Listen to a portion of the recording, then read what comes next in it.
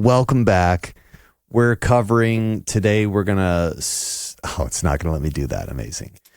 You gotta love this, dude. Technology. We are going to cover a lot of the names and places. There we go. I finally got it titled correctly. That were referred to in our podcast episodes and that we've talked about in spaces before. But we're going to kind of focus on a lot of the stories of specific people that you've had experiences with on Long Island. So I just want to welcome to the show once again, Mr. Eric Hecker. Thank you for coming back. Very happy to be here. So we've got a few links pulled up, but this conversation is sure going to rocket around to a bunch of different areas. But I guess it might be fun to start with the video that you shared me in the on X. It's of Eric Weinstein talking about Brookhaven National Labs. Now, did he say explicitly what the hedge fund is? No, he did not. Yeah, that's interesting. Yeah, it begs the question, right? And again, the point that he's making there is this crazy level of research and technology occurring at a couple of very random places. Brookhaven, which is a place that doesn't really get brought up too much, except in passing, and then Stony Brook, which he clarifies as like a mid-level. It certainly by no means is a premier institution. It's a university that most people probably wouldn't even know the name of. Understood. But it has this very high-level math and physics department. So it's interesting to me that most people aren't familiar with it, but like, having grown up on Long Island, I mean, we know of it as a pretty technical school. Yeah. Yeah. It's just another one of those scenarios where it's wild that level of science is happening. Again, like most of us think this is occurring in some bunker in the desert, but a lot of the like surface level science has to be done by people who aren't going to live in the desert.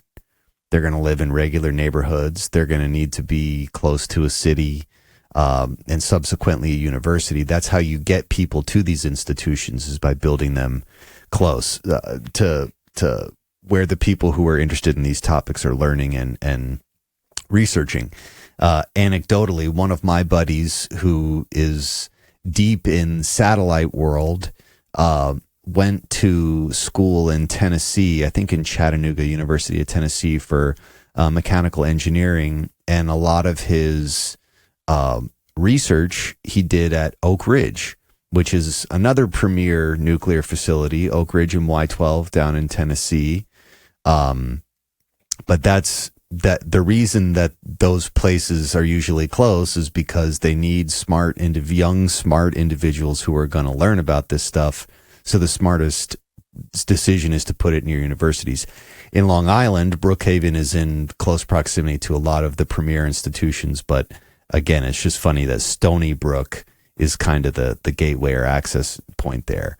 Brookhaven National Labs, we'll get into specific people, but I want to bring this up for sure, because this is a hilarious piece of Brookhaven history.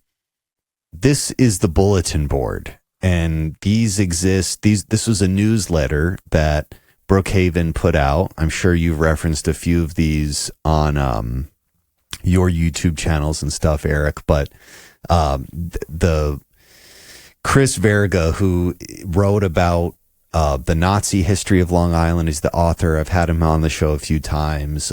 He and this other guy, Carl Grossman, put me on to this experiment that Brookhaven did. So this is the Gamma Forest, and what they did was they placed a container, I think it was with cesium, and they put it in the middle of the forest to see what kind of effect it would have on the surrounding environment. Now, I can't remember if it states explicitly where in the forest. Yes, cesium-137. And I don't know if they state explicitly where in the forest they put it, but just for dude, this blows my mind because I think I know exactly where. Where do you think? I've discussed this before, and I've taken pictures, photographs, like old school photos I have of. So back in the day, my son had a lacrosse game on the northern section of the Brookhaven National Labs property, towards where Shoreham and Tesla's facility is. So if you go, where the hell is the? Oh, there you go. So where it says East Shoreham, right there. So that T section. So the forest in between the library and the road. As you zoom in, go where like the P in public library is.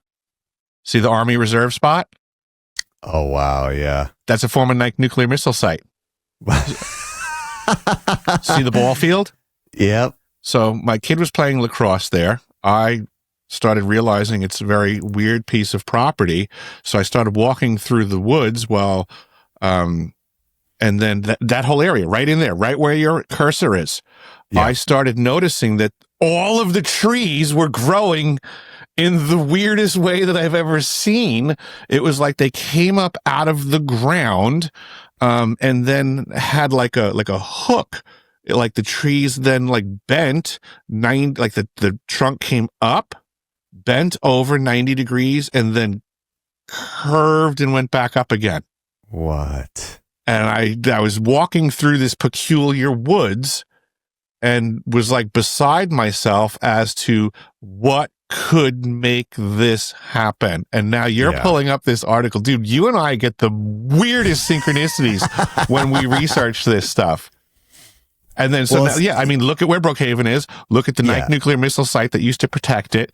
And then, obviously, you see the Tesla Science Center up there is where the Wardenclyffe was. Yeah. And then you go then you got Shoreham right there.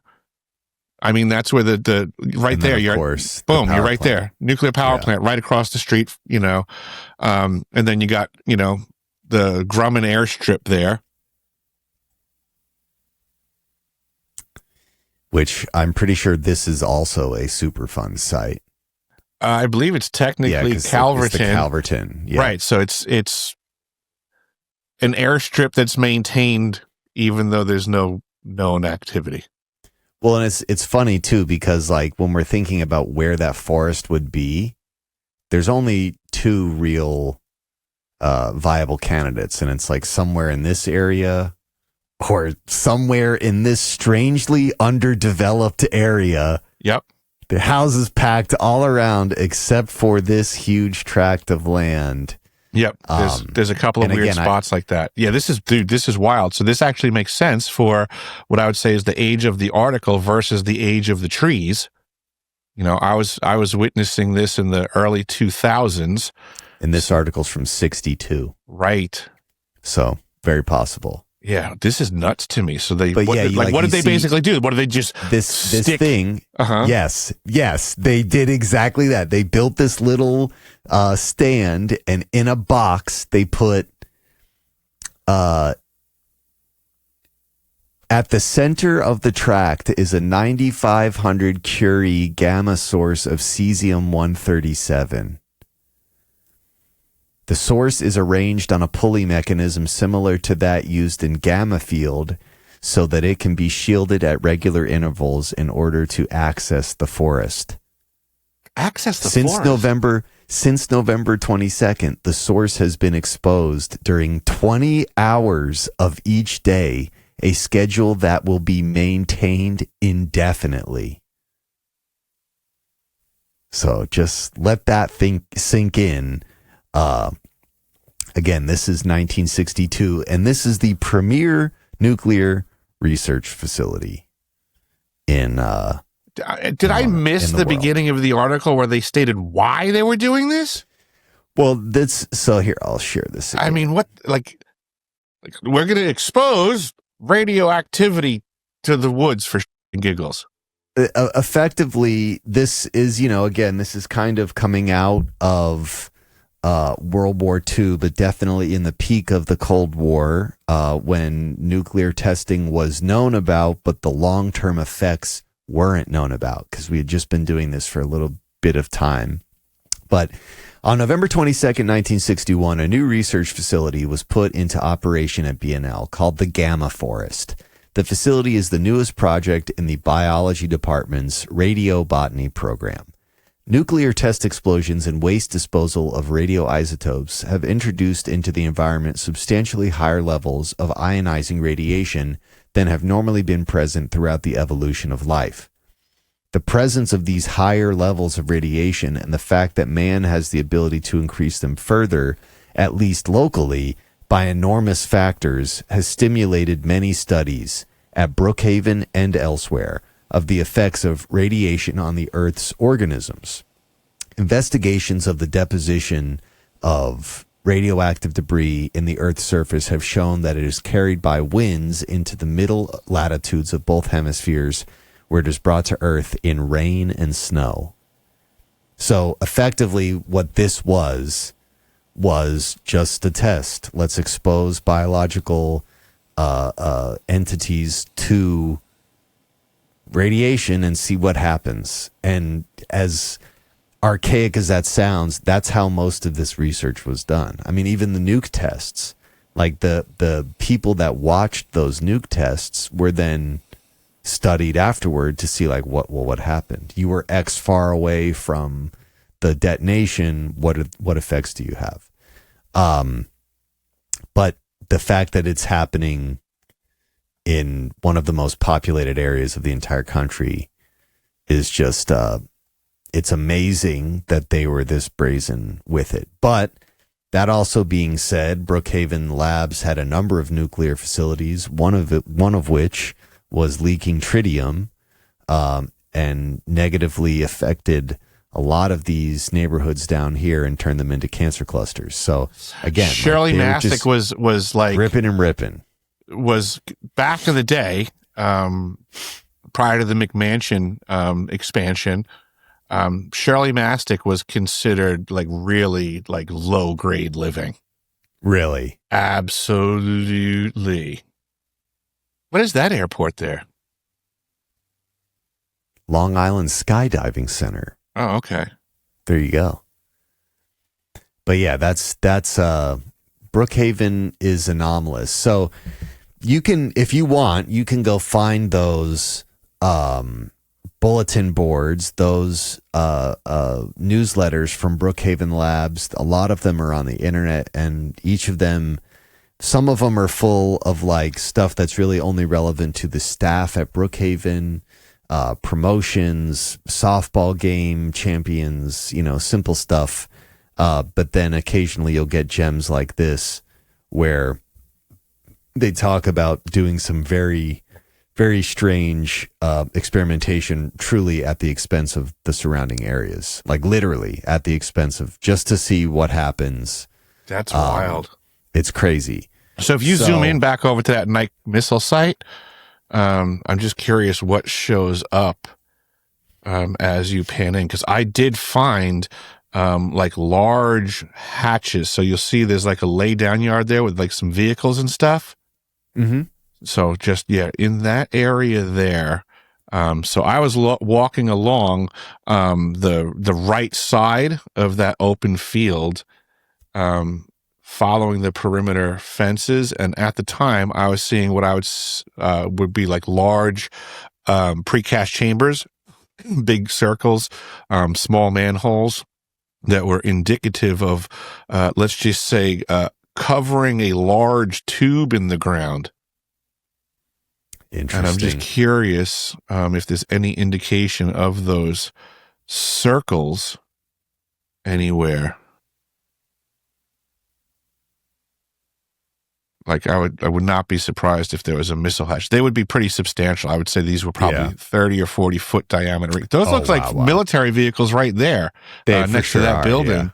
Yeah, these look like APCs or tanks. Yeah. So do these.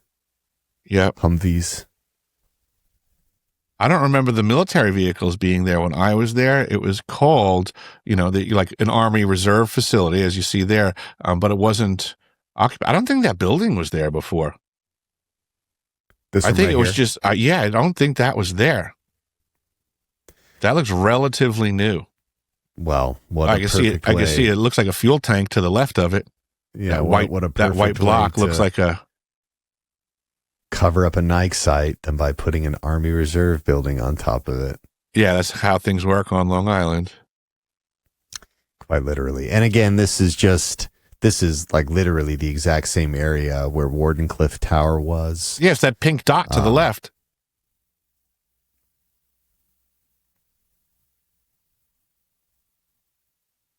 Yeah, it's just wild. The proximity is just it's wild. Yeah. And then of course, Shoreham Nuclear Power Plant, which we can dig into here in a second. But Brookhaven, there's something going on here, right? So Gamma Forest was in the 60s. The newsletter talks about a number of other things they were doing throughout the 60s and 70s. But where it gets hilarious is when we get into the 80s, when we have the infamous scenario where I can't remember the guy's name. I'll find it here in a second, but of course I'm paywalled there too. There was supposedly a UFO crash by Brookhaven, and Brookhaven was part of the crew that came in to clean it up because it was on their property. Some surrounding people and organizations helped clean it up, but there was a guy, let me find his name real quick.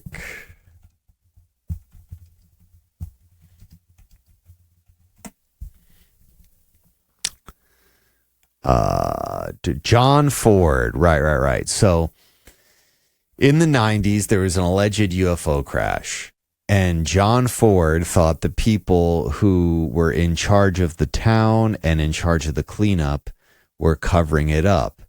And long story short, he and a number of other people supposedly conspired to poison the city officials that were lying about the UFO crash with radium that one of the conspirators took from Grumman, the Bethpage plant, which I'm pretty sure is where that conspirator worked. Now, John Ford was the president of the Long Island Mutual UFO Network. Oh, weird.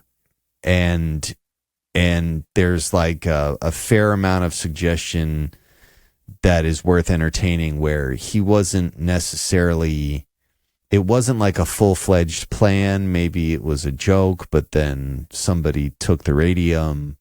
And then when that person took the radium, that's when the authorities kind of swapped in. But the point I'm getting at here is that there's at least a conversation to be had about, was it set up, right? Was there he was creating a ruckus saying the mayor and city officials were in charge of this cover up, and somebody infiltrated him and got in his ear and was like, oh, maybe we should poison these guys. There's like a inside job COINTELPRO element to, because this guy was not a violent guy. Mm-hmm. He was not, and regardless of if he thought that people were lying, sentencing them to death by radium is like a pretty drastic jump for a person who doesn't have a violent history at all. Mm-hmm. So it's weird. It smells like someone got dotied. Yeah, exactly right. He was making too much of a fuss, and the easiest way to shut him up is to make him look like a criminal, get him into some kind of entrapment scenario, and then he, disappears. He doesn't disappear. He goes to jail. But that is this is like a UFO crash that doesn't really get talked about, which is suspicious, especially considering it's right next to not any nuclear facility, the premier nuclear research facility in the country. It's very strange. Yep. It's very, very strange. And I'm not quite sure if you mentioned in the capacity of this crash, some of the high strangeness was that the crash occurred outside. Were you there? Were you there around? I was on Long Island when this occurred. Yeah, no. Absolutely. Can you give us like the insider perspective of what that actually played out like? Well, I mean, the reported crash occurred, in a, if I remember correctly, a residential a park that had nothing to do with Brookhaven's responsibilities or obligations. I mean, Brookhaven has their own, security team, fire department, and all of that stuff, right? For stuff that happens on their property. This crash occurred off of Brookhaven property. And when all of the standard local emergency responders went to engage, they were pushed back by teams from Brookhaven. Do you know approximately where? Could you point to it on a map? Yeah, absolutely. I mean, just read in the article. It states the park. I think it was Manor Haven Park or something like that. Second at South. I'm sorry. It said it was on that page you were just at. So up in there it says the alleged UFO crash in South Haven County Park. There you go. So now when you go back to the Brookhaven map, go a little bit due south. There you go. Wow. Okay. It's right there. Interesting. So that's where the crash occurred. Now look at the distance to Brookhaven. I mean, it's certainly not their property. Yeah, it's well off their property. Interesting. But they took control of the emergency response activity.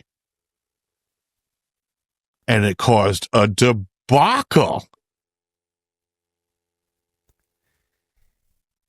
Okay, so there's a couple things we should point out that make this suspicious. There's a couple things. A couple. Okay? Yeah. Everything. There, again, on Long Island, you have so many companies that are involved in military industry. You have at this time still some of the premier facilities to building a lot of that aerospace technology. You got the Grumman Calverton facility right there that you keep. I mean, you got, and it almost looks like that thing was flying a straight line off the runway. Yeah. Well, and this is another interesting thing, especially in test flights of stuff. Right. The crash occurs within the first 15 minutes, typically. Absolutely. If you're testing some kind of new craft, statistically, if something is going to go wrong, it's going to happen in the first 15 minutes. Yeah, it looks to me like it launched off the Calverton Strip, just barely made it over Brookhaven for them to be like, so far, so oh my God, never mind, we're going down. South Haven Park, come get us. Well, and there's also I don't know what the air traffic is going over Brookhaven, but it's it could have been a regular plane that caught a whiff of some nuclear air or something, flying over Brookhaven caused a problem that made it crash, which is maybe why Brookhaven responded. Or it was some kind of craft carrying hazardous materials, and that's why Brookhaven is involved in cleaning it up, because they're the only person equipped. Okay, but it begs the question, though, why was it reported and testimonies from the locals of it being a UFO then versus just a crashed plane? Well, and that's the final thing is would there be facilities here that would be testing new craft? Yes, there are. There is no argument there. There's a number of airstrips on Long Island that would have been equipped and certainly were developing and testing new aircraft. That would literally be the location, that Calverton airstrip. Yeah. If you have to pick Calverton Test Facility, that's what they called it. Yeah, exactly. So would they be testing something like that there? Potentially, yes. And that would again explain why the local authorities were kind of kept in the dark, and Brookhaven was responding to it because they were aware of possible chemical contamination, or the even just like this thing being so secret, you don't want local authorities. You're going to have people from Brookhaven National Labs who are probably already ascribed to some secrecy or NDA agreement, respond to that and clean it up so that no one talks about it. And maybe you can speak to this too, Eric, but Long Island is a hotspot for UFOs. A lot of people see obscure, strange craft. And again, some of that could be legitimate, just like traditional aerospace stuff that's being tested out there at one of the companies or test trips. Or it could be if visitors are interested in nuclear stuff, they're coming here. Like, this is a spot where they're going to stop, because in terms of nuclear research, at least post-war, this was the premier spot. Right, and we've certainly got plenty of reports from other nuclear facilities that UFO activity seems to be higher in proximity to them than other places. So, I mean, you got Brookhaven National Labs there to the south. You have Shoreham Nuclear Power Plant to the north. So talk about a concentration of nuclear activity. And then, lest we forget the history of Tesla's activity to the north also, that all of these manipulations of energies may certainly catch the attention of, off-world, on-world, in-world, even if we just say that it's, foreign agents. This 100%. This is going to be a spot that people focus on and try to glean information out of. Yeah, absolutely. Yeah. I again, we were talking about the author that I've had on the show a few times, Chris Verga. And Chris has literally written the books on the history of at least Nazi espionage that was occurring on Long Island, but also to a lesser extent the Russian and Cold War, and I'm almost certain Chinese. Like any person who wants to have the hopes of stealing information about the most sensitive military industry, they're going to be on Long Island, and there's a long track record of that. There's no argument that has absolutely been the case, and probably still is. That Russian spy farm that we talked about, they closed that in 2017. That was not that long ago. And I'm sure that that's not the only one, like that. Maybe that one closed down. Maybe that one was too much of a red flag, but there's probably sleepers of all kinds all around here. And the nuclear thing, we've talked about it a bit, but I want to pull up a few more articles here, but, Catacasinos, this guy, William Catacasinos, right? Can you kind of just give the people a brief description of who he was, how you knew of him, and then we can kind of get into the weird connections. You got it. From him. Catacasinos, who's like, even when you say his name, it's still like, I almost think of him like a mobster, it's like saying Gotti. Absolutely. Yeah. You're like, hey, Catacasinos, it's a name you said like, with respect, and, you didn't say bad stuff. But Catacasinos was the owner of the Long Island Lighting Company, which provided the electricity and the electricity and the natural gas supply to the greater Long Island area. And for many, many years, it was a privately owned company. It wasn't municipal. It wasn't the town. It wasn't, anything like that. It was just completely privately owned.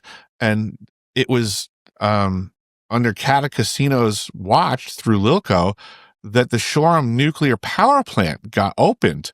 It was, to the best of my knowledge and James's research, this is the only privately owned nuclear power plant ever to be built in the history of the world. And this was right across the street from Brookhaven National Labs. And then the peculiar history of it was it never went online anywhere near full capacity. I think there was a short period that it ran at a very low capacity to start providing electricity to the residents, as it was, stated to be built. But then there was like a peculiar, grassroots opposition before this thing became fully online that caused, I guess, tension. Now all of a sudden, after years of construction, the whole idea was to, bring down the costs for the residents in, their electrical supply. But then this movement was, we don't want a nuclear reactor on Long Island. There's too much liability. So, so Catacasinos was like, oh, no problem. I want you guys to be happy. We won't turn that on. You guys are right. It's dangerous. So the people were like, yay. And then Catacasinos was like, oh, but by the way, since we already built it and that cost me a lot of money and this is my company, I'm going to have to jack your electrical bills through the roof because, it already exists. There's still already nuclear fuel here that requires safety measures and investment. So now everybody was furious that their bills went through the roof. Anyhow, so long story short, Catacasinos coordinated a deal to Brookhaven National Labs. So effectively, they moved the power producing facility across the street to Brookhaven National Labs. The people got their bill theoretically reduced back down to it was, but again, realize he's fleecing like tens of millions of people for a period of time. So justified billing. But then for pennies on the dollar, Brookhaven National Lab had this thing absorbed into their facility and it got turned on anyway. So the people of Long Island got 100% of the liability and none of the benefit. No positive benefit. Yeah. And now contemporarily, the folks at Brookhaven National Lab, they've been trained, the people that work there, to not refer to it as an active nuclear reactor. What the employees of this facility now say is, I work at the light source. That's what they refer to it as. I work at the light source. So now in the peculiarities of my past and deciphering my experience, and knowing that I'm being watched, there were plenty of times that, I'd be Googling something back in the day or Yahooing, I should say, or just having conversations with friends and such. On many occasions, I would get a phone call to go to somebody's house for a plumbing repair. And then when I would enter, that person would have a stack of books on their kitchen table that would be very pertinent to conversations or searches that I've made within 24 hours of said activity. And they would call me to their house, have one of the most simple, benign repairs to make, like, flapper on the toilet, something silly. Super simple. Yeah. Super simple. And then all of a sudden, like before I would exit the door, they'd be like, oh, by the way, here's some books for you. Catacasinos is interesting. First of all, this is Catacasinos, William James Catacasinos. And information about this guy is like pretty sparse on the internet. But he's a huge player in the energy sector on Long Island. And Catacasinos, as Eric said, was in charge of Lilco, owned Lilco, did the not Brookhaven National Labs, Shoreham Nuclear Power Plant. But he was also the assistant director at Brookhaven National Labs. So a more complex picture starts to emerge around this guy and what he was doing, as this was very big business. So even the story about Shoreham Nuclear Power Plant, Eric, as you describe it, it makes me think a little like they wanted how it played out to play out. Totally choreographed and scripted. Because they wanted like somehow the public to pay for it without necessarily approving it. Yep. For whatever purposes, be it tax or be it because they're trying to like hide some secret activity. But he had the actual means and definitely motive to do that because, again, assistant director at Brookhaven National Labs, and then the head guy in charge of Lilco. Catacasinos also wanted to turn Long Island into a nuclear park where there'd be little Shoreham's every so many miles and the entire place would be powered by nuclear. But of course, people didn't want that because of the insane liability. And I'm not sure if at that time, because they knew about the tritium leak from the nuclear reactor at Brookhaven in the 90s. So the timeline is kind of the same, but it was before everyone was aware of the liability, but no one could confirm that it was a problem until the leak at that one nuclear reactor at Brookhaven. So, and if you were to ask these people, Carl Grossman, who's another guy that I had on, who's like the nuclear watchdog of Long Island, basically would explain anytime you would talk to any of the people that were trying to push nuclear on Long Island, they'd be like, it's like once every 200 years we'll have a nuclear issue. It's so little that you shouldn't even worry about it because it'll never happen. That was their mentality and attitude. It also explains why the behavior was so strange once these things were confirmed, as it was like a scramble for people to absolve themselves of liability. And, you know, that's where kind of the Superfund stuff comes in to the conversation. But I want to we're going to tie in from Catacasinos back to Lilco, and I want to kind of get into the snake pit a bit more. So for those who are aware of the video that Eric and I did about Long Island, we talked about this very briefly, but didn't go into too much detail. And I'm going to pull this up as quickly as possible. So Lilco is right here, right? Let me see if I'm looking. No, it's right here. This is Lilco. Go. Yep. Correct. So this is all. Catacasinos was also a major player at Lilco. This is one of their main headquarter facilities for all of the electric on for the entirety of Lilco. This location was like their main hub for the entirety of Long Island. Certainly, they had plenty of other locations, but this was like the place. The big one, the HQ, if you will. Yeah, basically the headquarters. So when did you first hear about the snake pit? And could you describe what the snake pit is and like rough approximation of where this thing is? It's on the south side of that property near the train tracks, getting closer towards, Grumman. But it's underground. It's a hardened facility, able to withstand a nuclear blast. I mean, the purpose of it was to be the control center for all of the utilities for the greater Long Island area and to be hardened against attack. I mean, this is where you and I have been discussing that, the infrastructure for Long Island and its ability to, manufacture weapons of war is something that needed to be protected.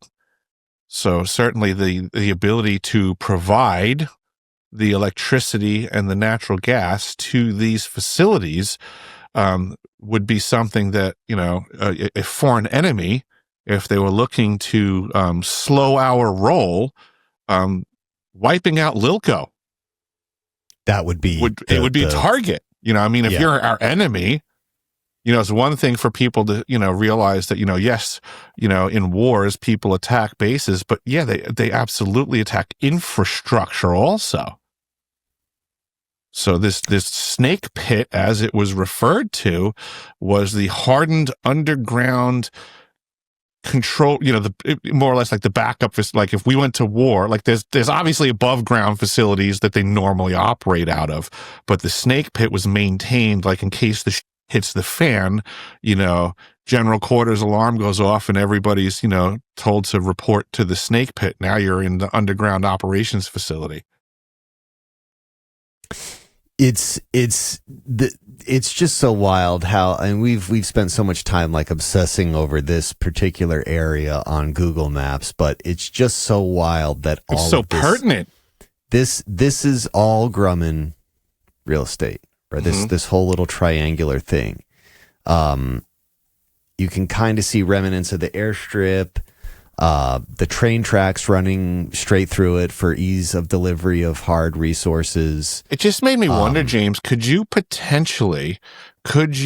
do a Google search for at least some images of like the original full size property? Because I mean, yes, you're right. You're running the cursor around on what was originally the main property, but now it's been encroached upon by residential communities. I wonder if there's a way to show what Grumman's property was like back in the day, and then obviously aerials would be great, and then to maybe potentially show what was going on with like Lilco also in its proximity.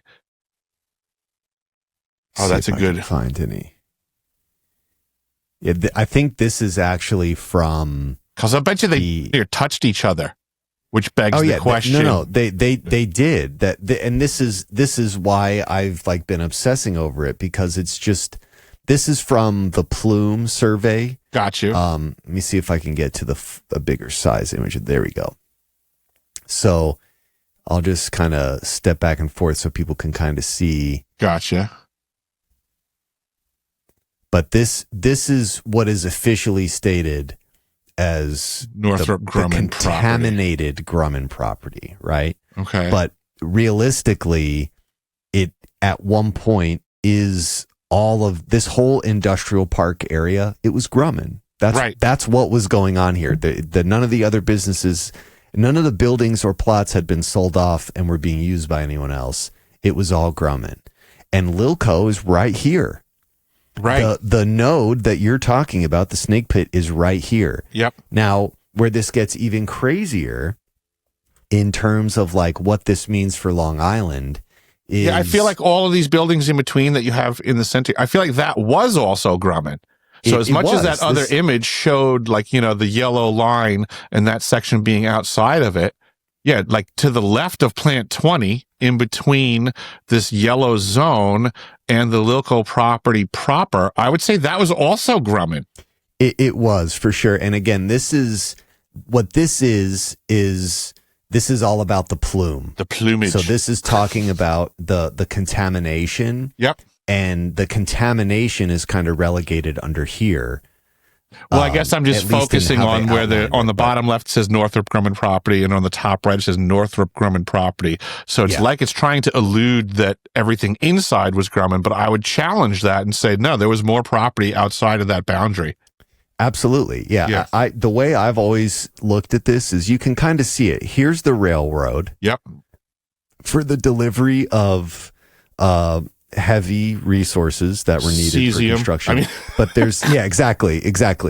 But like also big, like huge hauls of metal to make planes. Like they had a railroad there so they could just deliver it right to the appropriate warehouse. But this whole, it's like a sideways X shape. All of these buildings, that is all really Grumman property. And if we look at this, this is from 2010, and this is, again, focusing on the main contributors to the contamination there. Mm-hmm. Okay, so Lilco is right there, and I have to think there's a reason they put it right there, and there's definitely a reason that the snake pit is there, is so that the Grumman facility still has power in case of some crazy stuff going down. Oh, I don't doubt it. Actually, that's why the proximity makes sense. They're built in the same area because Long Island, the military didn't really care about homes not having power, but they could not stomach the Grumman facility losing power or being in jeopardy for whatever reason. Can you Google Grumman cogeneration power plant? Let me see. So yes, you're right. Grumman was very concerned about power. So on the Broadway side, and it's probably still there to this day. Whoa, what is that? The E.F. Barrett Generation Station? No. Grumman cogeneration plant. It's on the Grumman property in Bethpage. Gotcha. Here, it's on the Broadway, the Broadway side. It's right there. It's on the fence line. We could probably zoom right in. I'm just curious what it says. The Bethpage Energy Center is what it's called now. Oh, okay. So they used to call it the cogen plant. And my mom was actually like the head secretary for all of the bigwigs that were in charge of the construction of the cogeneration plant. There you go. So it's just to the left. So next to those pits, to the right of those pits, that's Grumman's own energy production facility. Wow. So yes, they have a lot of power supply, albeit from the Lilco infrastructure, the cogeneration plant, whatever else we don't know about. I actually sold the paint. So this is like we talked previously about nepotism and stuff like that. So at the time that the cogeneration plant was being built, my mom was like the head secretary for all the bigwigs running the construction of the facility. She got a job doing it, right? It's just luck of the draw, right? Yeah. I was a little kid working at the paint store, stocking the shelves, right? So I was friends with, all the paint rep salesman folks that came into the store pushing their wares. I was able to, this is so funny. God, this is so funny. Dude, I was like 12. But what I did was I finagled through my mom in the paint store that I worked at, that was kind of like an old family business connected to my family also. I became the intermediary between the Grumman cogen plant construction and Sapelin Paints was a product line that we carried. So I worked with our supplier to be able to get the paint store that I worked for to provide all of the paint for the entire construction of the cogeneration plant, and I got a kickback. Amazing. And I think I got tickets to like a Yankees game or something also. Hell yes. But yeah, I mean, I full-blown got in on this business transaction, and that facility was painted with Sapelin paint from the Chroma paint store up the road on Broadway in Hicksville. Wow. Every gallon of it. Again, this is a hometown operation. And this is a hometown operation. And we talk a lot about Grumman and the military industry, but there's been a lot of people who have commented about how their families work there. And none of what Eric and I are saying is disrespect to any of the people that have contributed to this. It was a good job. It was a good job back then. And, Grumman has made some super cool stuff, but the higher ups there and people like Cata Casinos, the big money players of Long Island, they knowingly put the people that were working at these facilities as well as the people in the surrounding areas in great jeopardy, really for the cost of bigger profits or, getting us national to subsidize security. They love throwing that term around. Yeah, that's the blanket term. Yeah. And I also just want to say too, before we get too deep, we've got 61 people in here. Thank you all for joining and listening in as Eric and I spend some time looking at Google Maps of Long Island. If you have any questions, feel free to comment on wherever you're watching this. You might be watching this on YouTube or X. feel free to comment with questions or anecdotes, and we will, of course, do our best to address all of them as they seem relevant. And Gordy Miller just said something that we were just talking about was just like Travolta in Saturday Night Fever. And I love that. Sure. Yeah, let's do it. Anyway, so the Long Island Lighting Company, right? Why is the headquarters here? That's pretty crazy. Why is this industrial park so intense? And it's because some of the most intense aerospace and military stuff was going on right here, for sure. We'll kind of get back into the nuclear portion, but it's not just Brookhaven National Labs and Shoreham. There were a bunch of, as Eric was saying, Nike nuclear missile sites that were all around the tri-state area. This Long Island was is still currently a hardened strategic military spot. I mean, not only because of its proximity to New York, but because of all the other crazy top tier research and military science that was occurring here. So just kind of zooming back in, this is Lilco. Snake Pit is somewhere under here, but it's also worth noting that, again, Grumman was here before it became Northrop Grumman. Northrop Grumman still owns a lot of these buildings. Eric and I saw a bunch of buildings with the Northrop Grumman logo still on them. So at least in terms of administrative offices, there's still activity here.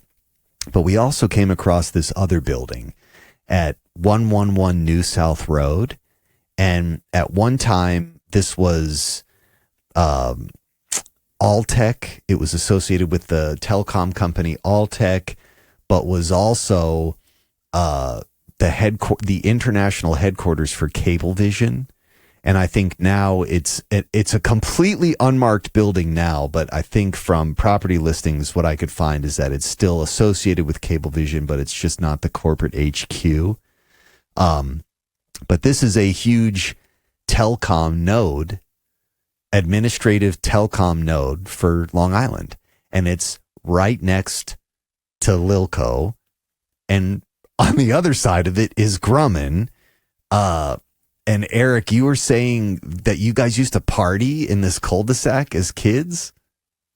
Yeah, that looks like the dead end now that you mention it. Yeah. Yeah, you were talking about sneaking through one of the gates or something. Yeah. It's so weird looking at it during the day. Like we were there at night, but yes, yes, that was Party Central. We referred to it as the dead end because it was, a dead end street. It was an industrial park. So at night, we would hang out there because we weren't bothering anyone. And then directly across the street, that was referred to as the catacombs, for whatever reason that came up. But yeah, these were options that we had to just hang out, screw around, party. And I mean, we would fill that dead end from the main road all the way back with just cars, and hundreds of kids would be hanging out there to the tune that the cops would just come block the main end of it so that nobody could leave. And then, they would start, making arrests or giving out tickets and stuff like that. But you can see from the lay of the land there, and I know I've told you this before, that because we were familiar with the activity of how the police would round folks up, when we went, we made sure to park all the way in the back in the cul-de-sac there. And we had set up a path of egress, which we had the fence clipped, so that you can just peel up the fence from the bottom, drive my Subaru underneath, and then just drive down back and around the back end of the Cablevision building and evade capture. Genius. Yeah, it was great. Yeah, and the fence would just pull up and drop down. Chain link fence. It was secured at the top.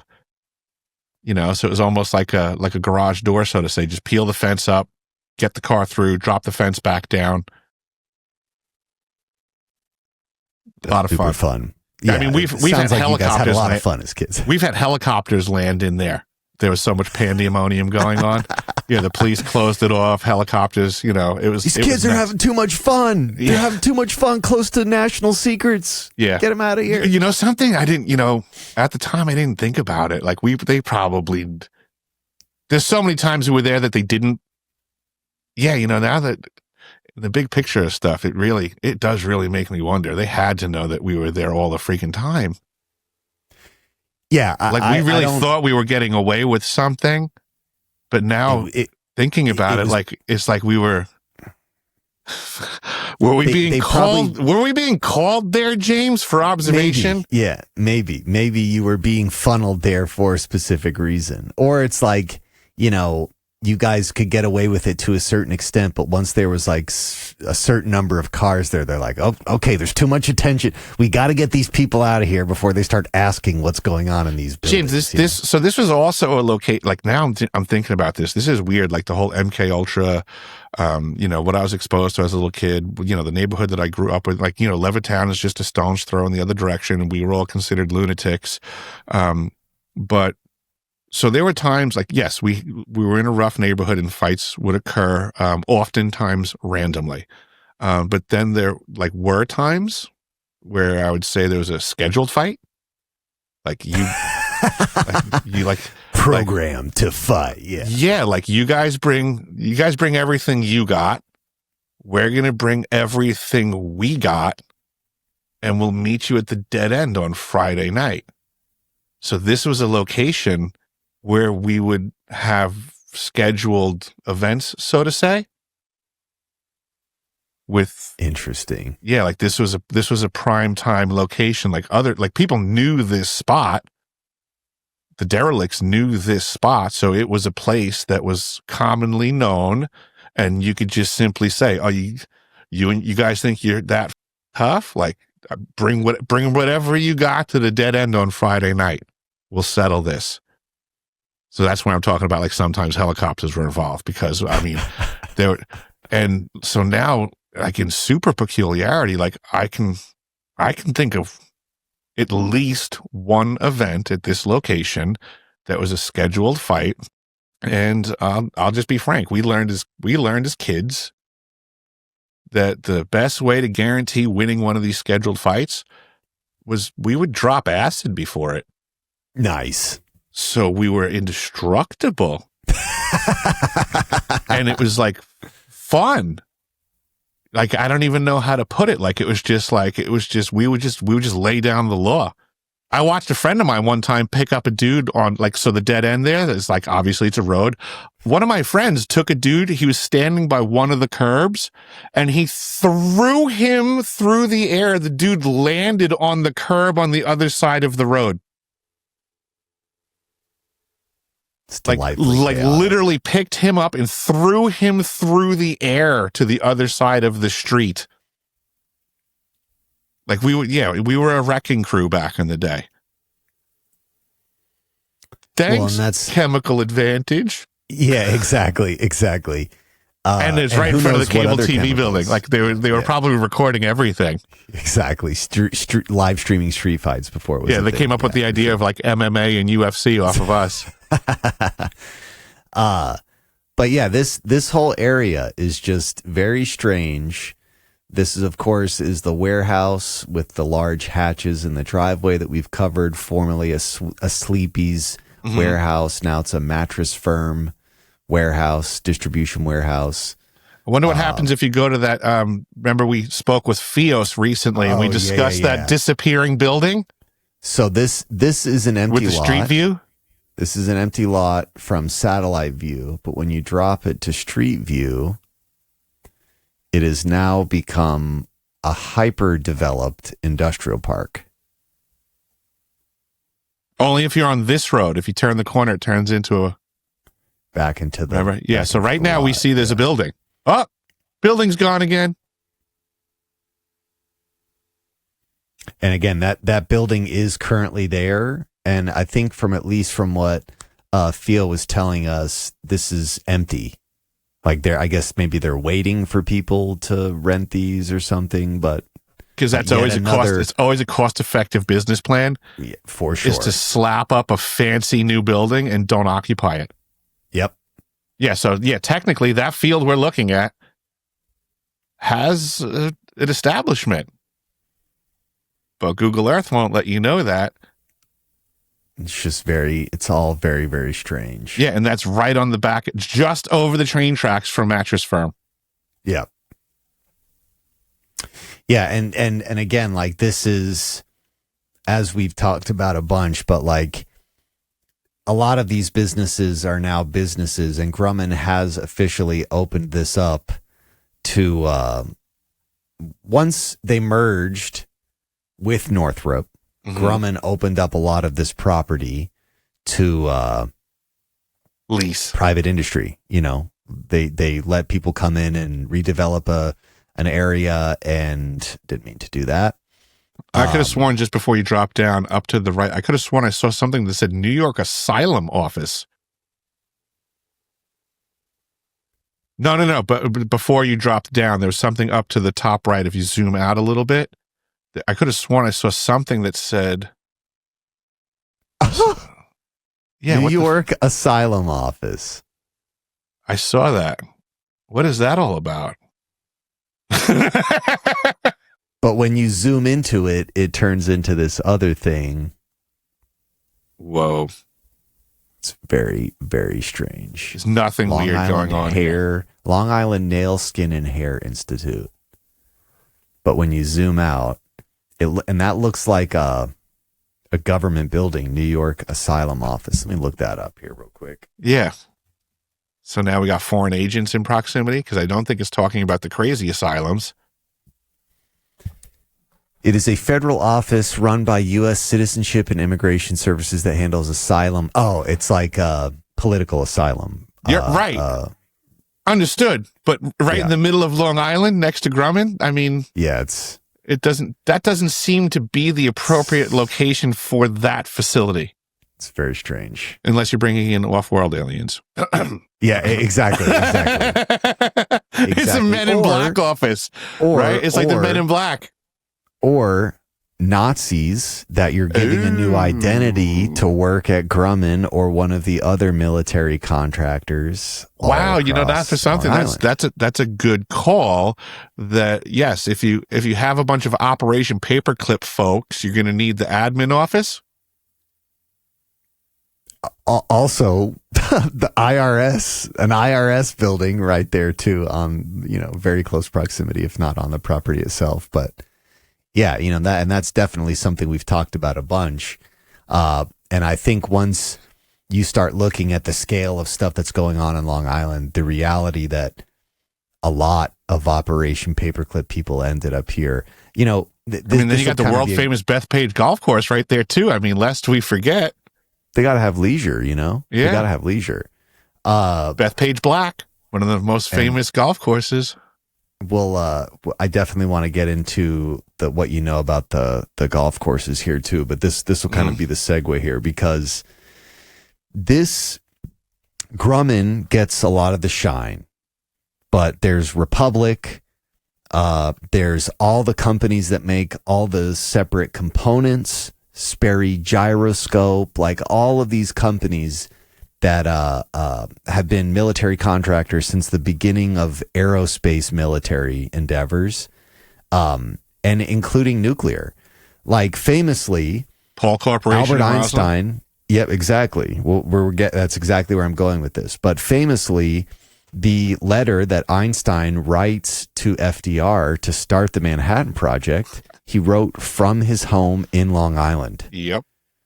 And you know, the Pall Corporation, this is the perfect segue. The Pall Corporation, Dr. Pall is a huge player in filtration. His company specialized in filtration systems. And one of the things that one of their very first tasks was working with Wernher von Braun on the filtration for the Saturn rockets, I'm pretty sure. And Dr. Pall's contributions there allowed us to have the rocket program that we did. Like they was super crucial in getting the rockets to work. Those first, the wave of rockets that we kind of deployed.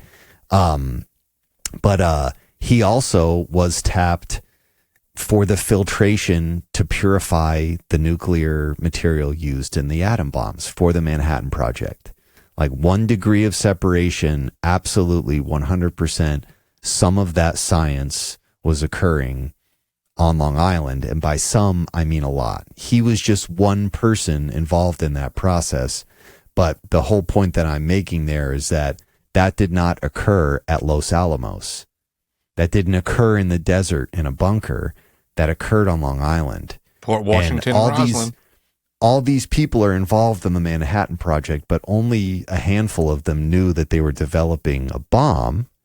But all the other infrastructure that went into developing the science and the actual hardware that is used, a lot of that occurs on Long Island. Now, Dr. Pall, you have a direct connection to Dr. Pall, and I think this might be the great place to kind of dig into that. Yes. So this gets into the peculiarity of my past, where I try to impress upon people that, as a plumber, I didn't have control over who my customers were. I was a worker, like the TV show Lost, like workman. But it's very interesting the places that I got tapped to work. So yes, I absolutely serviced the Pall Corporation commercial industrial facilities, but Dr. Pall himself was a customer of mine, and I worked at his house. I've had a lot of conversations with him. There you go. There's one spot. And he lived just due south of that. Like, I can't remember his exact address, but almost due south of that property to the left side of the water. Just a little bit underneath where it says like Roslyn, like on the right, you see Roslyn. So yeah, like kind of just like right in that neighborhood was one of those roads in there. I forget exactly which one, was Dr. Pall's residence. And I serviced that guy's house 24 hours a day. Like, I did emergency service calls there in the middle of the night for no heat issues. Priority client. Super priority client. And the funny thing is he was a raging a-hole. And like the first time I ever worked for him, it was a debacle. For his residence, I should say. But I knew of the name as far as the client roster, and I knew he was super wealthy, and I know that we, for the most part, bowed for the Pall Corporation. Whatever they needed, yeah. Right. So the debacle that I had, I wound up, it was, long story short, he was kind of losing his mind when I met him. So he thought he had a heating issue that he didn't have. If there was an actual problem, I would have fixed it. But his heat was effectively working, and he was just berating me on a discrepancy between the thermometer on like his 1970s clock alarm that had a built-in thermometer, and the thermometer on his wall.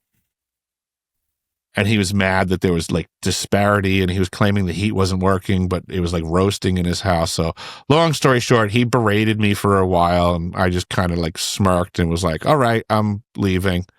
And the next morning I get in, and put it this way, like, it was so important. Like, normally I provide emergency services, right? And part of doing that in the middle of the night is making sure nobody wakes up my boss. Like, I'm the intermediary, like, let him sleep unless there's an emergency. I can wake him up, right? And I could, like, I could get a hold of him 24 hours a day if I needed to, but it was my job to like run blocking, take care of business. So I had this Dr. Pall debacle occur, and then the next morning, me and my main cheese boss, we kind of had like this ongoing effort to beat the other one into work every morning, throw some coffee on. And I did get into work early, as usual, and I did usually beat him. But on this particular morning, he was in there, coffee on, boots up on the table waiting for me. And when I walked in, he goes, so I heard you met Dr. Pall last night. So somehow he had already gotten duly informed of what had gone on. And I said, yeah, I'm like, what the hell is with that a-hole, Johnny? And he was like, no worries. I heard everything that happened. It's all good. And so this is, not for nothing, this is how you deal with rich a-holes. He goes, we will send 4 trucks there today. We will call, he goes, he wants us to check to to make sure his heat's working. He wants to say that you don't know what you're doing and send over somebody. He goes, I'll send 4 trucks over there. He goes, we'll be there all day long. We'll bill him for every penny of hours. it. Yeah, he goes, exactly. Don't even worry about it. He goes, he is a big a-hole. That's incredible. Yep. Well, yeah, but again, like Pall Corporation had a number of facilities. I remember looking up records for just like building listings, and they had a number of facilities around this area. But this is some of the richest, this is some of the most expensive real estate in the world right here. Yep. The Brookvilles. Where you see Old Brookville there, I've read stuff that said Old Brookville is the most expensive zip code in the country. Yeah. We're talking about like pre-America old money, colonial old money. This is a major hub, and always has been important to military industry. I'm also seeing up here Hempstead House, which is where a few of the confirmed Nazis that we took in Paperclip ended, and they were working on rocket stuff at Hempstead House. The proximity to all these other things is not a coincidence. Undeniable. They kept them closer. And also it's worth noting too, right around here, there's one of those antennas, those microwave antennas. Ah, yes. The long lines. And long lines was a program that AT&T had basically to secure microwave communications in the event of a nuclear attack. It also helped in upgrading the infrastructure of telecom to what we have now, which is more microwave based instead of lines, like physical, tangible cable lines. So that was ahead of the curve. Yeah, for sure. And there were a number of them all throughout Long Island, kind of tracing back to a building in New York at 33 Thomas Street, which we've talked about here, but I'm just going to bring it up for fun. Yeah, I remember when we went to that Pall Corporation location. Oh, geez, it's in line with that thing, huh? This is the building. So many people have seen this building. Mm-hmm. It's been featured in movies. It is a windowless building in Lower Manhattan. It's the AT&T Long Lines building. This building was designed to survive a nuclear attack, which is why it has no windows. Those vents are the exhaust vents for the undoubtable floor after floor of servers. And again, if people were in that building with a direct nuclear attack on New York, they have enough supplies to survive themselves completely sustained on its own for about 30 days. And this building is still, I walk by this building all the time, and it is still very spooky, and they don't like people filming in the front door. It's still like a very secretive building.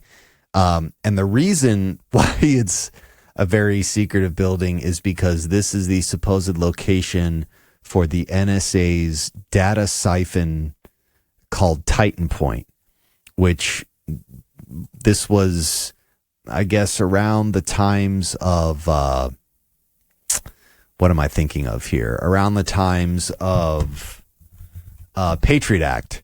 Okay. There was this, and subsequently the Edward Snowden leaking the information about the limitless spying on the American public, that it was happening there. There was a room in that building that basically just had a duplicator, and any of the traffic that was coming in across any civilian or communication line was just being siphoned off directly toward NSA. And again, that was from the Patriot Act, and that is the supposed location of Titan Point. But the reason why this is so interesting to me because of the Killenworth Russian location, right? Yep, we're getting to it. Yep, right. The Killenworth location is right up here. Let me type it's further north. It's almost right on the coast. Yep, there it is. Now, Killenworth, you've got a ton of stories here, which we should definitely cover a few of them. And this is the building that the Russians were in.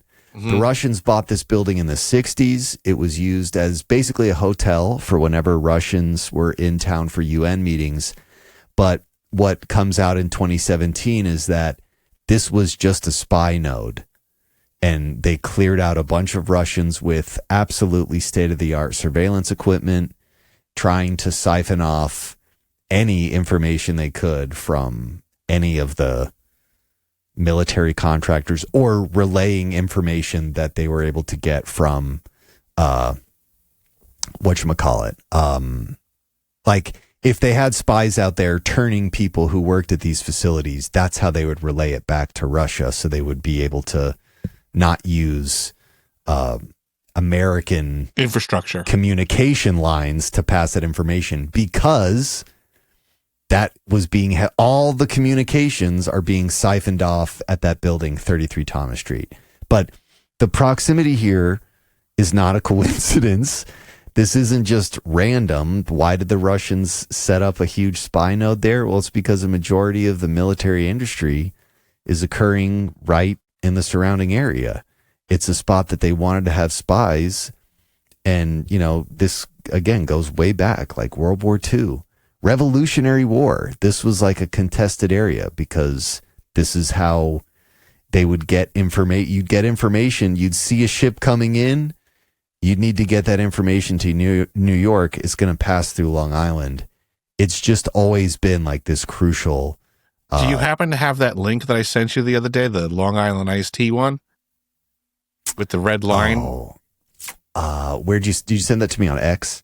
I'm not sure, but I can send it right back over to you. Yeah, just actually, if you could post it in the chat.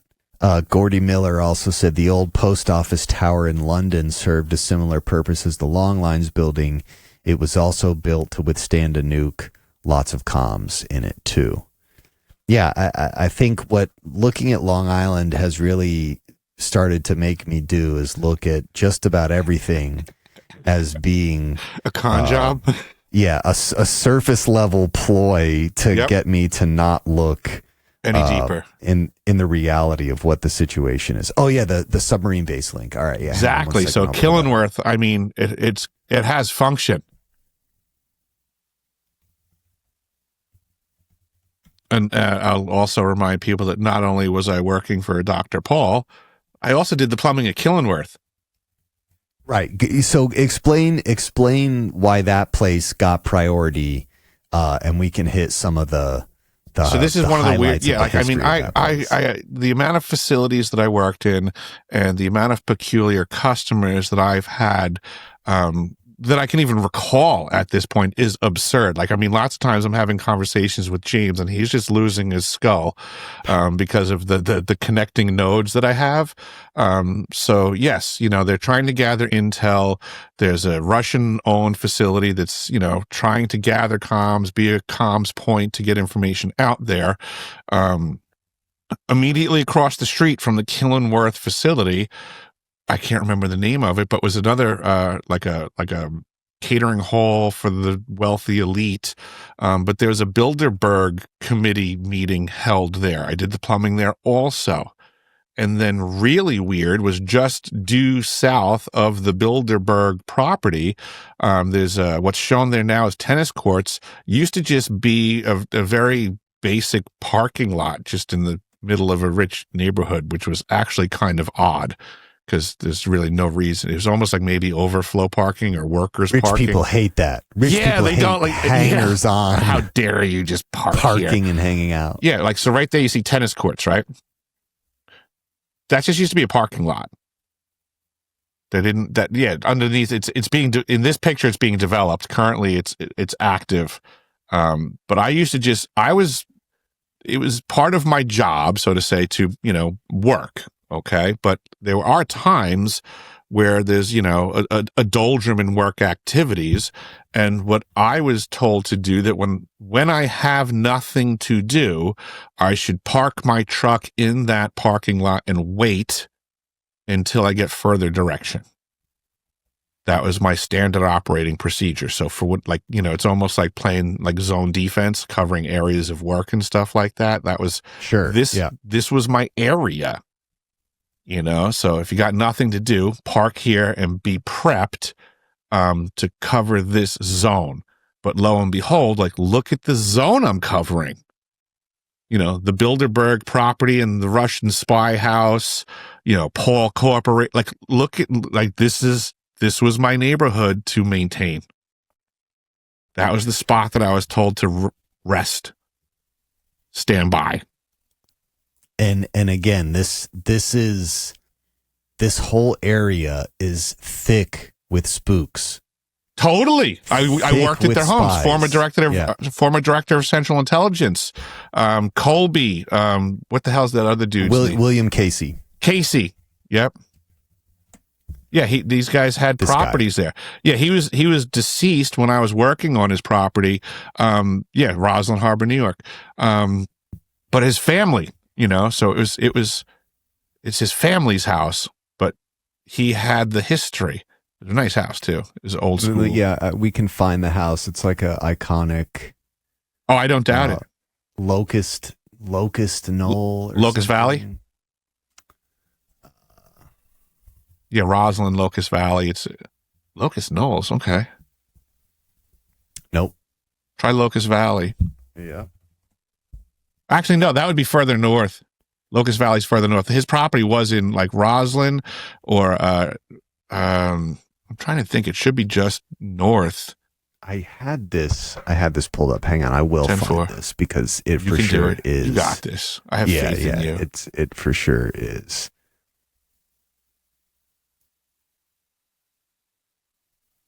Roslyn Harbor, right? Locust Knoll. Oh Jesus, Mary Knoll. Okay, hang on. There we go. Yep. Now that's his house. I don't know if it's going to tell me the address here, but I'm sure I could look that up just so we can see its proximity. Glenwood Road. Glenwood Road. There we go. There we go. I remember. Yeah, 12 Glenwood Road. Wow. Right there. Yep. Again, former director of the CIA, William Casey. And again, you worked at his house. Yep. What were experiences there like? There was usually nobody home. Like literally. Perfect. That's perfect. Yeah, I don't ever remember seeing a person there, to be honest. I feel like it was one of those ones that I just, like, maybe there was a keypad or something like that. I don't remember ever seeing a person in that house. And it was just like one of those, like, that maybe I got a key from the office or something like that, but it was a property that I maintained. I knew the family still owned it. I knew that he was, a former intelligence guy that, was probably, taken out. But look, not for nothing. Look at that property. I mean, talk about just a great setup a little further south. Yeah, there we go. Look nice, in-out driveway, backed up by water. Directly across the water from Pall Corporation. Yep. Right down the road from one of those long lines towers. Right. And again, also just kind of stone's throw away from Hempstead House. Total safe harbor on literally a safe water harbor that he could egress out if he had to, right? Roads are closed. Jump on a boat. You're out of here. Yeah. And again, this is the stuff that is most widely known, but this is thick. There's so much of this that we just don't know because I'm sure it is still classified. Yeah, you see the old Westbury area. You see those golf country clubs and stuff. So Westbury College and see SUNY Old Westbury. That was all nuclear missile sites. There's underground structures there as well. Right. So this is a great point to hit on because we didn't really touch about this in the video and we've only kind of breezed over it. Can you explain your theory behind the country clubs being on top of. It's not even a theory. It's known. If you start cross-referencing the former missile sites, you can see what's on top of them, and a lot of the country clubs that I've worked in were former nuclear missile sites that now are basically, I mean, they're former bunkers that are now owned by wealthy people. Yeah, so they get to do what they want with the property. Like God only knows what's going on underneath. There's one in the Brookvilles, there's one in Westbury, and like, not for nothing, I mean, there's almost so many of them, it's ridiculous. See, at one point I thought I found a map. I don't know if I can zoom into this at all. It seems like every time you look at a list, like one list will have a bunch, another list will have a different bunch, but I've yet to see one that accurately shows them all. But yeah, you can see right in the middle there, the blue ones right there. That's like the SUNY Old Westbury Brookville ones. Yeah, for sure. And they're even like, they make it look like it's further away. Well, and this map can only be, this is a zoomed out map. Right. Yeah. So it's a certain amount of accuracy. It's an approximated location for sure. But then even just recently, I was talking to you about this. So I had been focusing on the nuclear missile sites because I was familiar with them. But apparently there's like two other types of missile platforms that provided a similar service. What was it? Like SOWAC or whatever the fuck it was, the other one that we heard about. Hang on. So there's other forms of missile-based facilities that weren't necessarily titled Nike missile sites. Beaumark. Thank you. Beaumark was the So now there's in addition to the Nike missile sites, we had Beaumark missile sites. Yeah, and there's a few that are marked on here. I think these might be the Nike ones. A few of the Nike ones. But yeah, even the number, the count there is random. Like every time I've searched for that, you can find a number of different sites that are saying it was this many or that many, or they were located roughly here or there. Mm-hmm. There are a few that have become like, landmarks that you can go visit, but right. But explain a bit more, like how did you hear about the country clubs being built on top of these sites, and like what insight was relayed to you? Because I worked in them, and just as like a tradesman, like you have to deal with stuff, right? Like if I got to drill and run a pipe, like all of a sudden it's like, why the hell am I drilling through? Like, why is there a 6 foot concrete, like a 6 foot thick concrete wall that's chewing up my bits? Like that's how the question and answer would start. Like, oh, you guys want me to run a pipe? Okay, well, yeah, let me drill through the concrete here. And then all of a sudden, like the on-site guy's like, well, it's that might be a hard path to run the pipe because that's a 6 foot concrete wall that's reinforced with 1 inch rebar. You're like, what did you just say? What? You're like, well, okay, well, I guess we'll find, So like, just first and foremost, just realizing that the facilities that I were in were built like brick houses, right? And just like soaking that in, and then eventually learning, through asking questions and how could this be? Okay, well that makes sense now. It's a former nuclear missile site. If you go to the Tam O'Shanter golf course, if you Google that, TAM O'Shanter, like pretend you're Irish, 2 words. Oh, it got you. Tam O'Shanter. Oh, it got me there. Cool. Yeah, so that's on top of a nuclear missile site. Incredible. That's one of the Brookville ones. It's, look, SUNY Old Westbury. So technically, like all of that. So look at the Tam O'Shanter, look at SUNY Old Westbury. All of that stuff underneath has hardened infrastructure. It's wild. Yeah, so the Tam O'Shanter, I think, has its own water tower. So these country clubs are, formerly nuclear missile sites that have hardened underground facilities. Oh, geez, is that Lou High right there? Yep, Long Island Lutheran. Wow, I didn't realize because of how the roads run, I didn't realize it backed up to the Tam O'Shanter. Right, butted up to the property. Luhi's a really interesting facility. Okay, wow. It's so funny because I would traverse to these places, from the street side. I didn't necessarily realize how they backed up to each other. That's nuts. I did a lot of work for Luhi School there. Wow. So what I was getting at is that now these facilities, like these are like the types of deals that happen, it's no longer a nuclear missile site, but I imagine that the property got turned over for like $1, to whoever started the country club. But now all of these rich folk, spending, $250,000 a year in, clubhouse fees and things like that. It's my hypothesis that sometimes there's like preppers and stuff like that, and you put a bunker in your basement and you have food supplies and backup everything, right? I believe these are fallback positions for the wealthy. That the hits the fan, they go to the country club. Yeah, I mean, and they drop underneath and lock the doors. Very possible. And I mean, that is a whole industry now, buying a decommissioned nuclear site and turning it into some kind of bunker. That's right. It's public now, but now whole thing. Yeah. I mean, what's the history of the creation of the Tam O'Shanter? Is that referenceable? When did the Tam O'Shanter come into reality? I would say probably right after they shut down the nuclear missile site.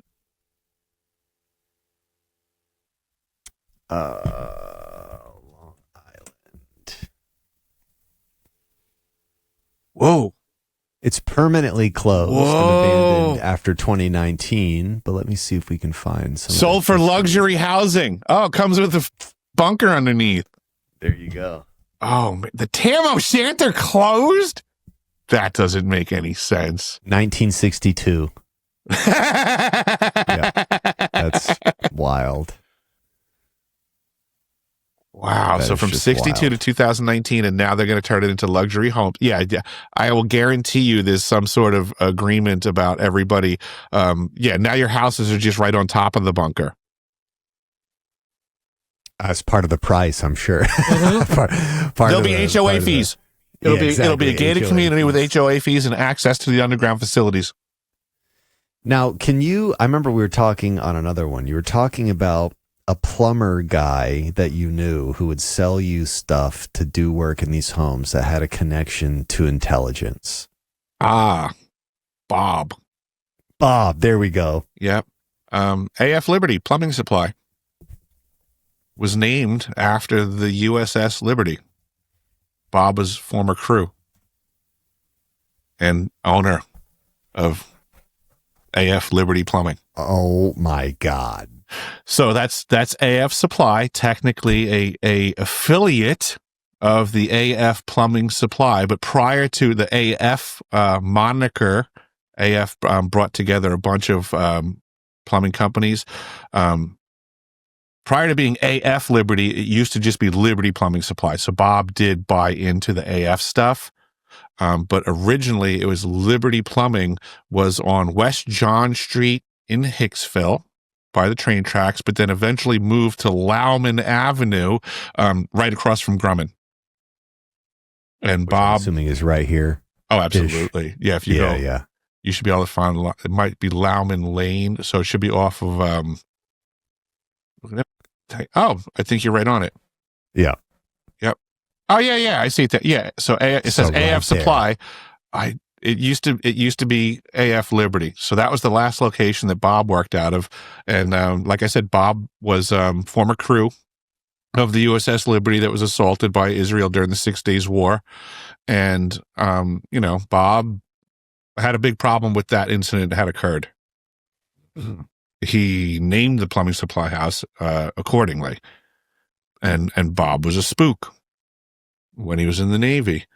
And there were quite a few times for, many different, let's just say, affluent mansions where I was, going to go do an install of some sort or a repair.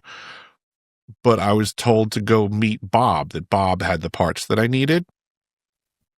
And To like the best of my recollection, like these were just, I'd walk, and Bob was a really nice guy. Bob and I got along great. He was a sweetheart of a man. He was an old man. How do I say? He was quiet. Like, he wasn't a loud guy. He's like, "Hey, how you doing, Eric? How's your day going? I hope everything's great. How are the kids? Haven't seen in a while, soft spoken. That's the word that I was thinking of. He's soft spoken, unlike me. Yeah. That's why it doesn't come to my mouth so easily. You're a soft spoken. No.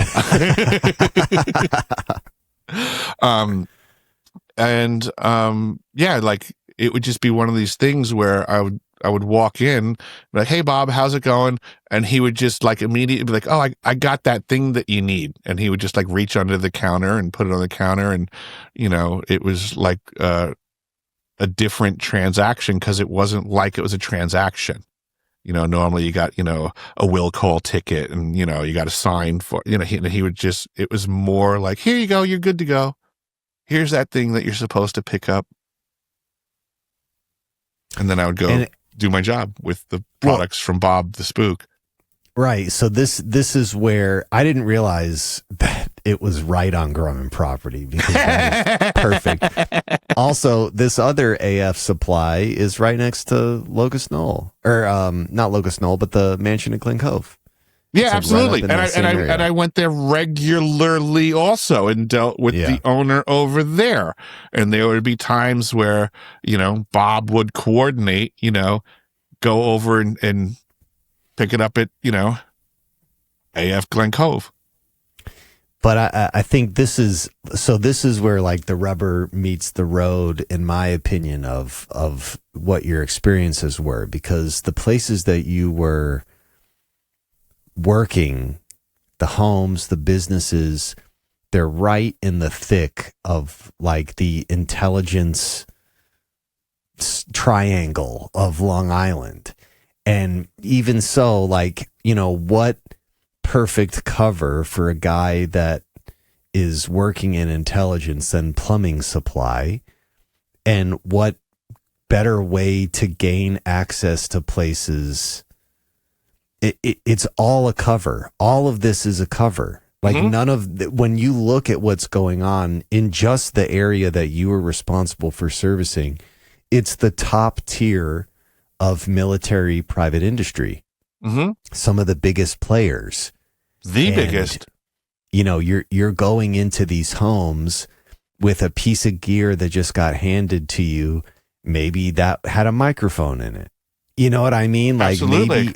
Maybe it was just an excuse for them to get into access somewhere, or not even to spy on someone, just to do some work or pass something along in a coded way, or in a way that no one would think of, because it's just a plumber coming to do some work.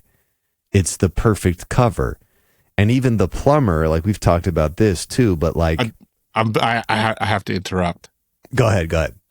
I just got a text from a plumber that I haven't heard from years, that worked in this area with me.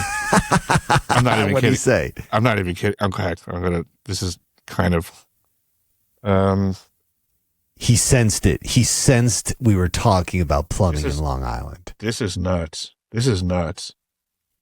So this is a guy that I actually brought with me up the ranks. He was an apprentice in the first shop that I worked at. And then when I moved up to the other shop in this area that we're covering, I brought him with me. This is nuts.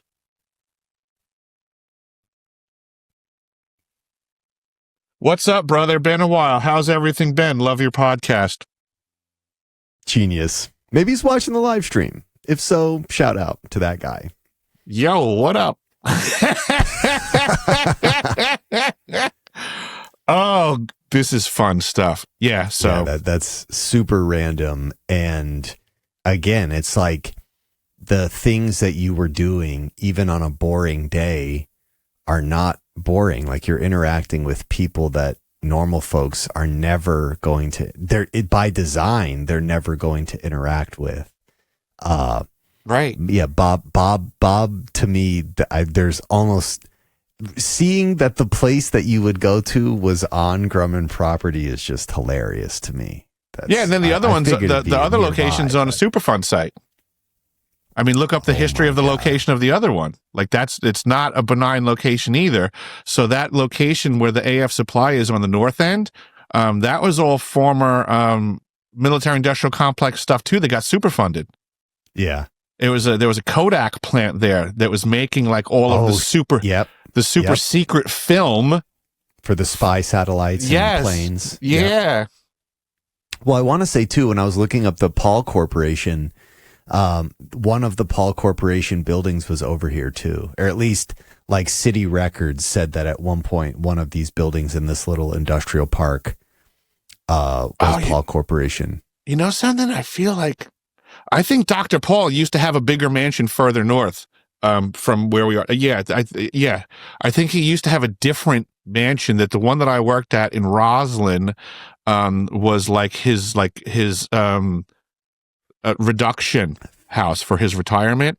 That's somewhere up in that. Yeah, he used to have a big old honking like full blown like stone home, like mansion. Yeah, like it almost like a government building with stone pillars and stuff like that. Oh, I can't remember the location, but yes, he had because we used to service it for the new owner, and my boss had serviced it for Dr. Paul when he was there also, and he used to always goof up and say Dr. Paul's house, and then he would say his old house. Go to the new people. Like, the Paul Mansion. Like, yeah, it was still referred to in my company as the Paul Mansion because he used to live there versus his Roslyn residence, which was like a downgrade. Even though it was still like a multi-million dollar. Yeah, right. By any other standards, that is also a mansion. Yeah.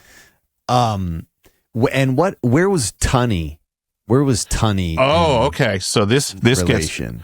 I don't know where Tunney lived. Okay, but you're gonna like this because this goes big picture again. This is the great aspect of Long Island. Did you ever hear a guy named Robert Moses? Sure did. The architect of Long Island. Yeah. Basically, yeah. Check out Eisenhower Park, named after the president. Eisenhower Park. Come on, spell it like you went to private school. Yeah, seriously, exactly. Oh, close. Right? So now... let's see. Where's the restaurant? Where's the restaurant in that park? Go a little further south.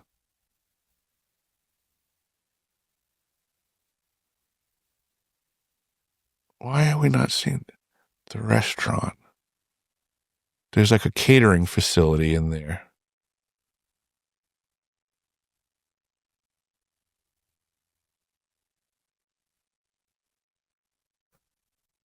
So consider that this was all previously built by Robert Moses.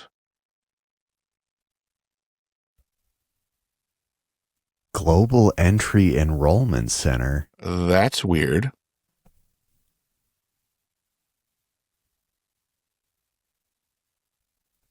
Oh, Jesus. Strange. That's a strange spot.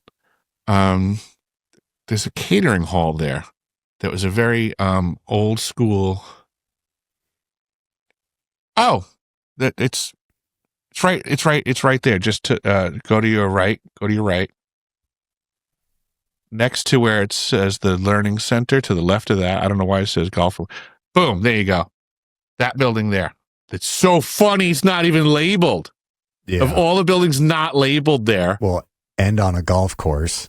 Correct, right? So now look at what this whole, it's like, look at this whole perimeter. This is all Eisenhower Park. Right. Part of Robert Moses's development.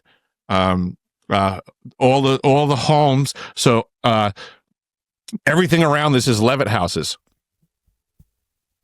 So we get the Levittown connection. That building that wasn't labeled. Oh my God. That's Levittown. Yeah. Okay. So Eisenhower Park, when you say John Tunney, that building that wasn't labeled was the restaurant and catering facility in the middle of Eisenhower Park that Tunney operated. That was like his headquarters location. And he worked for the Carlyle Group. And for those who don't know what the Carlyle Group is, they are a global investment firm specializing in private equity, alternative asset management, and finance services. Big players also in military industry. Remember we were talking about potential hedge funds for Brookhaven National Labs earlier? Yeah, no, exactly. I mean, and big names are associated with this. I want to say the Bushes at some point owned a ton of stock in Carlyle Group, and the Bushes were huge, definitely affiliated when I was dealing with Tunney. So now Tunney, that was like the main headquarters spot where I would deal with him. He was the owner-operator of a fistful of high-end restaurants in the greater Long Island area. One of them was in Huntington, if I remember correctly. It was called Blue Hanu.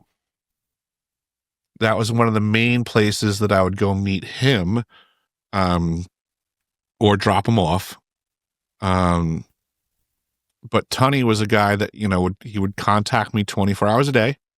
And basically just, I'd pick up the phone and he would say, how long for you to get to, and he would give me an address, and then he would dictate the vehicle, whether it was my labeled plumbing truck, my unlabeled personal plumbing vehicle, or a very street-capable Camaro.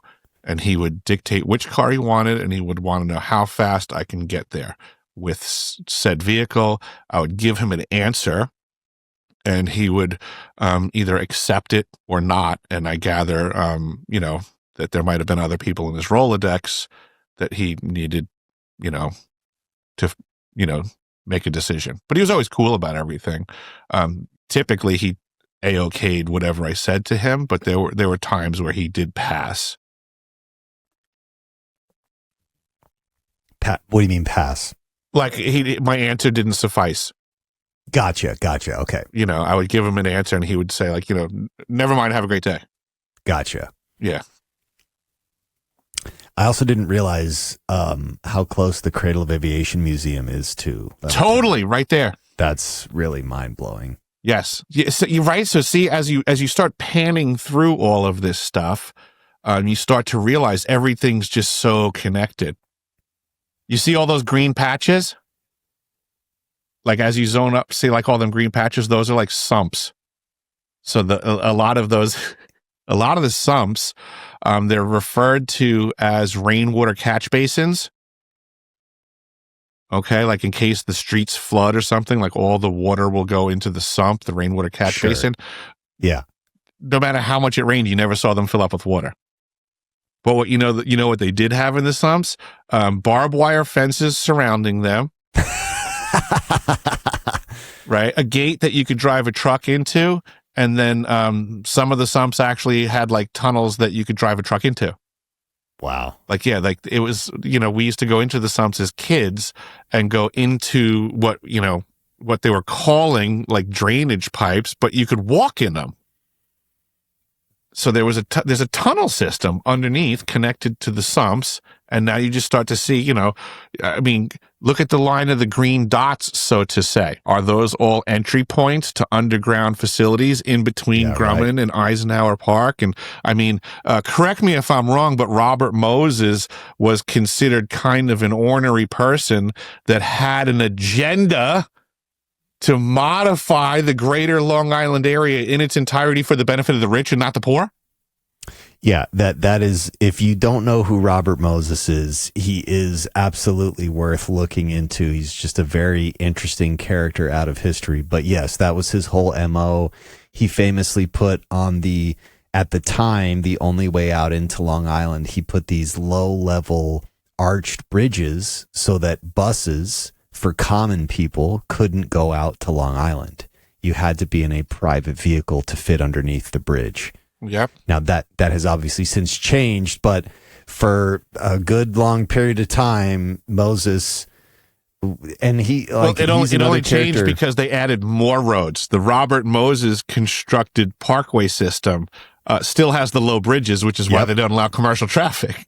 Yep. It's for regular vehicles. And there's a lot of like New York and Long Island history, that he was like a notoriously corrupt and shrewd person at his job, and powerful. A lot of scandals. Yeah, like at one point he was super powerful, debatably the most powerful person in the tri-state area for a while. Yeah, because of his the plans that he had for the area. So he's an interesting character. I don't know if he directly relates back to like the military industry here, but he certainly does factor into it. Because I imagine that because of his wielding of so much infrastructure construction, it's impossible to consider that he was not engaged with the military industrial complex. If right. not a cover story, because he seems to have operated without any elected power, without any official private fund. Yeah, exactly. Yeah. He did whatever he wanted and no one tried to stop him. Like it doesn't even sound like it's possible, but that's how it went down. Yeah. Oh, for sure. Robert Moses decided this is what I want built, and he built it. That again, that's why he was, for a period of time, he was considered like the most powerful person. New York real estate is the most contested real estate, and he had like a blank check to do whatever he wanted. Yeah, by whatever his design.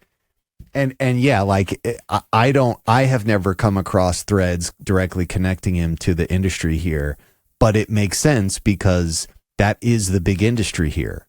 Right. He would have had to interface with it in some way, and part of why he was trying to limit it in the ways that he was is almost certainly motivated by keeping people out.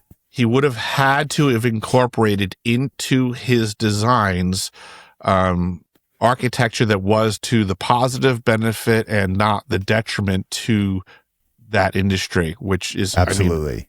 All of the greater Long Island area. I mean, like, is there a way to even pull up a map of all of the the Long Island, like the Northern State Parkway, the Southern State Parkway, the Wantua Parkway, the parks system.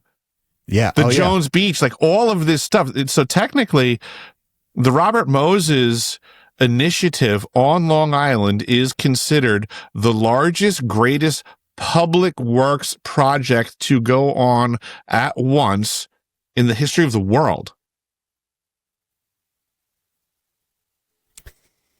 Yeah, it's crazy. All of this stuff, like you can see the Southern State Parkway here, you can see the Northern State Parkway. That was Robert Moses.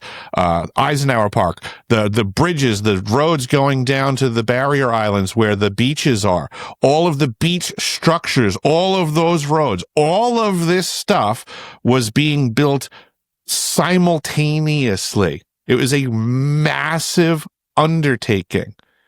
There was I forget the god-awful number, like something like 7 trillion of the same bricks were ordered. You know, that's one of the things that you can tell about like this whole system. Like when you go from one location to another, like all of the buildings match like by design and style, and literally like the bricks, like they were ordering stuff in mass so that, you know, everything that was being constructed matched this look. Uniform. Uniform, correct. So because of that and the scale of this, like they literally ordered like 1 trillion freaking bricks or something like that, because they're like, well, we're putting in, 7,000 buildings. It's craziness. Now and again, like just for fun here, mm-hmm. I'm gonna zoom back in. Yep. We were talking about the Cradle of Aviation Museum, which we visited. A video that we did about Long Island, and just for people's reference, this is the location of the Long Island Aviation Country Club. You can yes. Still see some of the airstrip right here. But just when we look at the proximity, I've been looking at satellite images of this for months, and mm-hmm. I did not realize how close in proximity they are. But. Correct. Yep, the Long Island Aviation Country Club, was a rich people's country club for aviators, and it helped in the development of private aviation and absolutely aviation in general. Like this, yes, it got rich people, interested. Like, oh, lovey, let's drive south from the Brookvilles through the farmland. It'll be a lovely drive. We'll go to the Aviation Country Club and Get in our flying machine. Our flying machines. And maybe we'll talk to, what's that nice chap's name? Charles Lindbergh. He was there the other day. He was asking us to invest in, a manufacturing plant, and it sounds fantastic. Well, and then what's that other gentleman, that German bastard, Grumman? Well, and this is like, again, this is where aviation happened. Mm-hmm.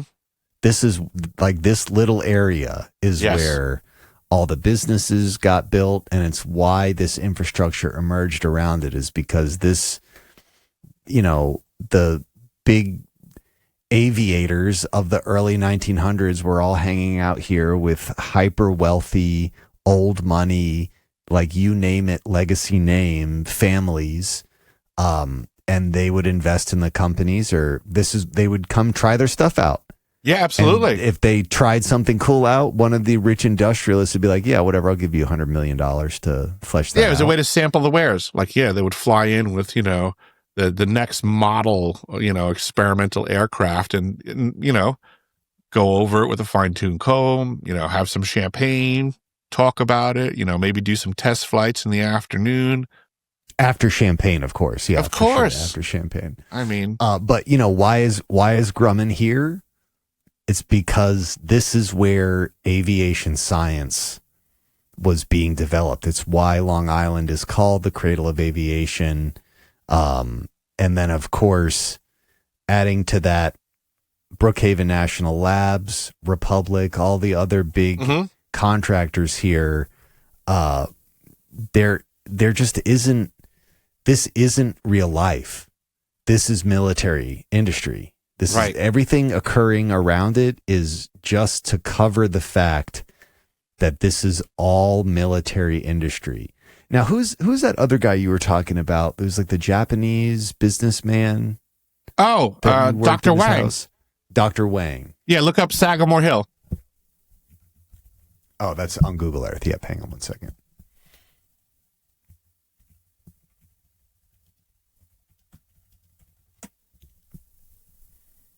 Okay, that's Teddy Roosevelt's property, okay?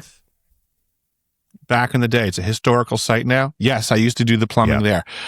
Go to the main drag there of the Sagamore Hill, like the main entrance.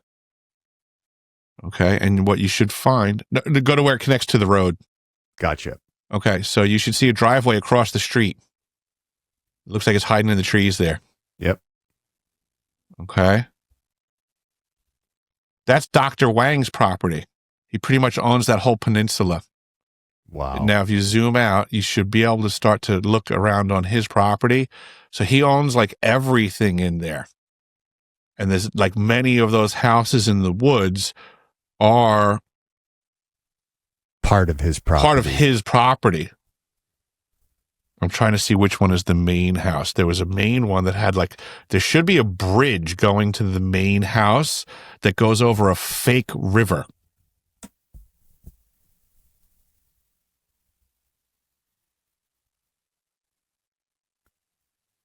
It wasn't near the coast as much. Zoom back out of here. That one that says... here, right there here. We go. There's a bridge. Oh, interesting. Yeah, so it should be to his property. So that's okay. The house is over to the right. So if you follow that road that goes over keep going down though, it swirls around. Come on, they don't do straight driveways. They do. It scrolls around. Oh, it must be this massive estate right here. Yeah. So that was Dr. Wang's house, and that bridge. As you're going over it on the left side, there's a massive waterfall. It's fake. But he had the Disney engineers come in. And, oh, my God. Yeah, this guy's house was bonkers. So Dr. Wang used to run Computer Associates. This is, again, one of my customers. Like, look at this guy's location. Look at his property. There he is. He was a really nice guy. Now, I remember when you told me about him, went down a little rabbit hole. Yeah, I remember that you had come across a whole bunch of weird connections with him, but I forget what they were. Okay, yeah, he used to own the Islanders. Let me just keep scooting down here. Master and developer of the Lighthouse Project. Maybe it was... he's a philanthropist now? I'm going to ask him to hook up deciphering.tv. Yeah, exactly. Yeah, right. So he's a major player in Computer Associates. And then Look where the headquarters is. Computer Associates with its origins in both Switzerland, Zurich, and Geneva. Yep. It was headquartered on Long Island for most of its history. Well, and then there's I can't remember exactly. I'm sure I'll find it in here in a second. But this was a major player in computing in the early days of computing. I want to say I'll have to keep scrubbing through here because at one point they buy a company that was a company that the Nazis had used. It was a pharmaceutical company. I'll keep finding it. I'll keep scrolling. IG Farben? It wasn't IG Farben, but it was another big name like that. And there's like... So the main key to Computer Associates' fast growth was the acquisition of many lesser-sized software companies in the IBM mainframe industry segment.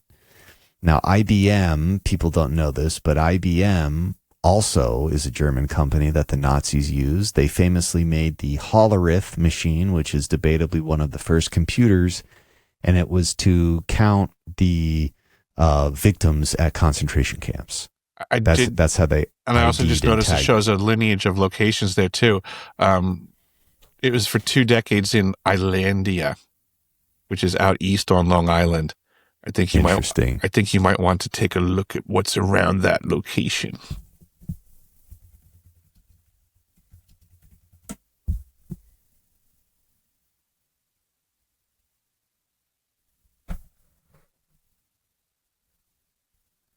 Right next to Republic. Wow. Is that Vets Highway 454 intersecting? Yeah, this hop hog. Yeah, okay. It's my recollection that area was a section. So there was an industrial park off of Route 454, Vets Highway, which should be hop hog right there, right next to this Islandia location. That my understanding was like secret in regards to secret in plain sight. But my understanding was that the Reuters, how do we put it?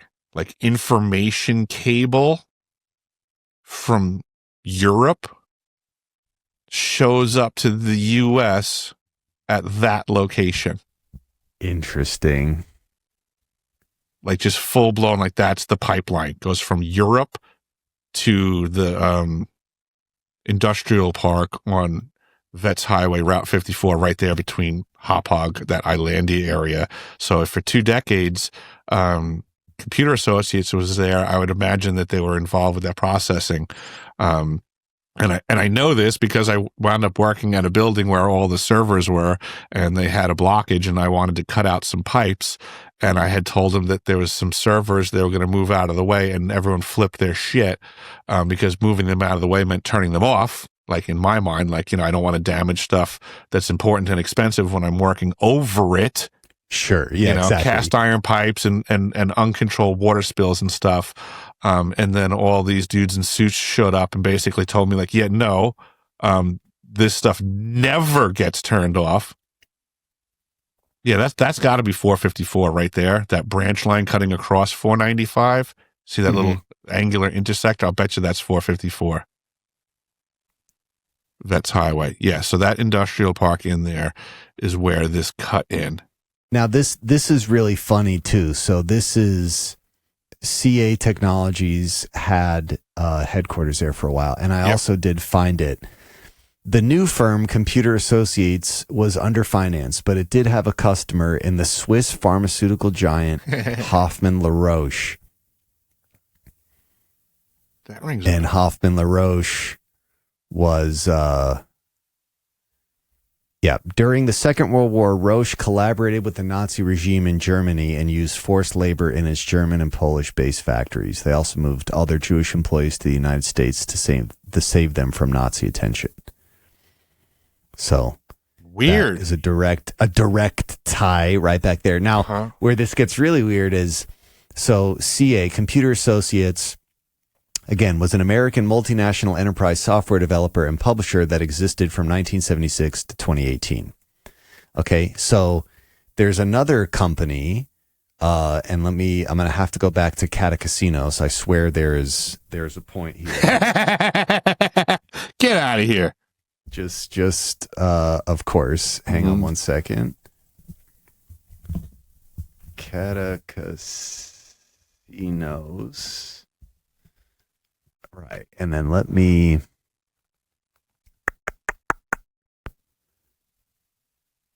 No, this does not include. That's where he works now. The bio. Hang on a second. Oh, he still has a. How do we have his phone number? He's a partner at this law firm. Well, let's just give him a call and find out. Yeah, I'm sure he'll love. I'm sure he'll really love to talk to us about it. But what's funny, and I guess it does make sense that it's not mentioned in here, but like they talk about his work with Long Island Lighting Company, but then they don't really talk about his connection to Brookhaven. Brookhaven. But again, if this is for like if he is a consultant at a financial firm, that's not necessarily relevant. So it's not too suspicious that it's not in there. But I'm trying to find, there's like, this is from his who's who. There's a company that he was a part of that was also big in computing. Let me see if I can find anywhere where it says there was this super strange, I'm not finding, maybe I'll find it if I search for Applied Digital. Again, I swear there's a point here. Hang on one second. I see Catacasinos. Yeah, he's here. But there was another software company that he worked out of or founded that was also based in Hauppauge. Hauppauge. And then now he founded this other company, Applied Digital Data Systems, which again was a supplier of video display computer terminals at the beginning of computing. And now I was trying to scan that one for an address because that sounded familiar. Oh, that just took me right back there. Yep. Here we go. Now this is Applied Digital Data Systems. The epicenter of AI built here. And what this company does is very large scale server farms that utilize AI integrations. Huge data centers, government contracted facilities that would be building, or like Amazon or Google, like huge data centers. That's what this company does now. But it's just a funny, like this guy was, super crucial in the development of nuclear energy and proliferation of nuclear energy, and also in computing. And Applied Digital being a huge company now. I wish I could find the name of the company that was before it that was based in just right in this area. But the fact that this is another a huge computing company right across the street from it. That area right there, Hauppauge and Islandia, like that's what that was all about. And that's why as soon as I saw Islandia, I was like, yeah, you might want to go take a look. Yeah, so that is very crazy, and just yet another connection. Again, like Catacasinos, I feel like he is a much more involved person of this conversation. He's like the Robert Moses, but for nuclear, but also attached to the beginning of computing technology. This guy just like had his hands in all the stuff that they needed to create the infrastructure for the future of American military industry. This guy, zoom back out just a hair. Like, he just had his finger on the pulse. I just want to identify something as we're looking at this general overview of the map of Long Island. Okay. You've probably heard me reference the North Shore, the South Shore, and then Central. Okay. So just look at everything north of what you see as 495. That's the North Shore, and that's affluent. Okay. And then when you look on the south side and you see, Route 27 and the Southern State Parkway, everything south of that is the South Shore and becomes affluent as well because it's, waterfront property and, and then everything in between is where like your working class is. That's just a good overview. Well, it's interesting too, looking at it from the bird's eye view. It makes sense because the north half is much more green than the south half. It's like they treated this real estate as being it's way less developed. We can't develop it because we have to leave it. We have to leave the scenic vistas for the rich people, but the poor people, whatever. This is why can't I think of the word for it now? I'm thinking Gothic, but it's not the right word. The mansions, what's the right word? There's that time period. Victorian, Jacobean. Keep coming this way. Tudor. There are Tudors, but there's a specific level of affluence that's commonly referred to, and they had that rocking and rolling on the North Shore. So that's why it's all because it was massive estates that were all over the North Shore that were maintained for a very long time. So the other sections just developed first and fastest. Yeah. Oh man, I can't think of the word. It's similar to like in the Victorian era. That's pissing me off now. It's like a style of mansion.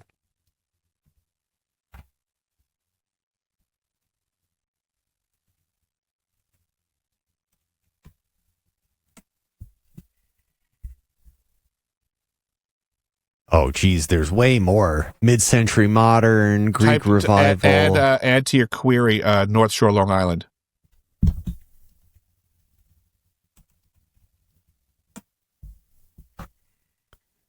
Chateau-esque, English Tudor, Georgian colonial revival. Oh my God, I'm so pissed. It has less to do technically with the title of the architecture versus the people and their affluence. There was during the Gold Coast. There we go. Westbury. It's almost like saying like the Renaissance era. This is going to drive me mad for 19 hours. Yeah. We'll think about it just as we stop. Yeah. As soon as we end the podcast, I'm like, oh, it was the such and such. But yeah, again, like the people, the fact that you're a plumber, there already comes with like some connotations there because of like all the government codes for plumber. We need to have somebody come in and clean this up. We need to call in the plumbers. Boys, we got a leak. Yeah, exactly. That is a whole like nomenclature in there. But the fact that the area that you were routinely servicing is not only some of the wealthiest real estate in the world, it's also just right. And again, like, it's intermingling super secret activities that, as I know you've heard me say before, the really secret places don't have signs that say secret. They don't have barbed wire fences. They don't have armed security. There's no checkpoint. It's not like that.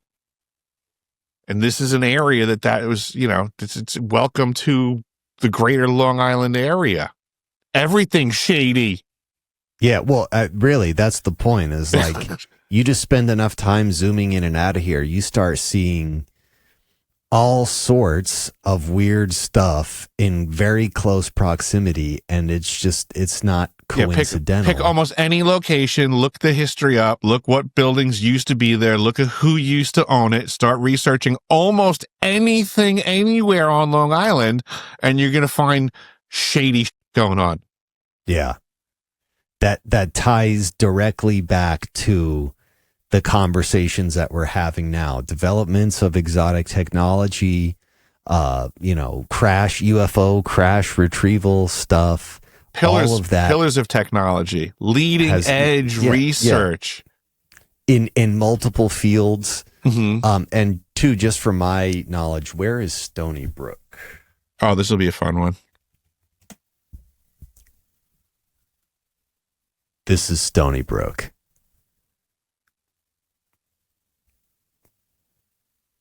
And I mean, again, it's like, this is why that university is what it is, because there's Brookhaven National Labs. There is one of the other test airstrips. Hey, when you go up to Stony Brook, can you try to get a pinpoint on the map for where Camp Siegfried was?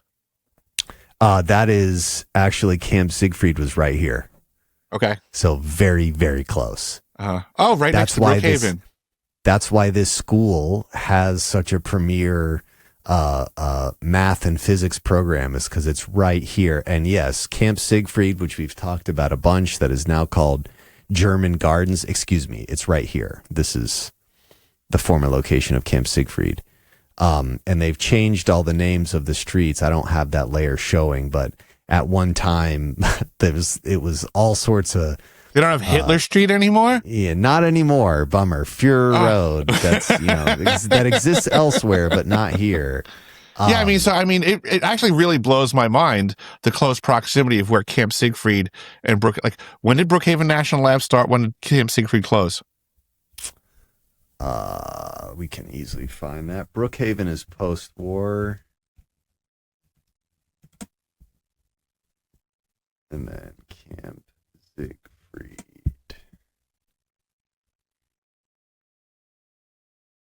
When did it close? I think they closed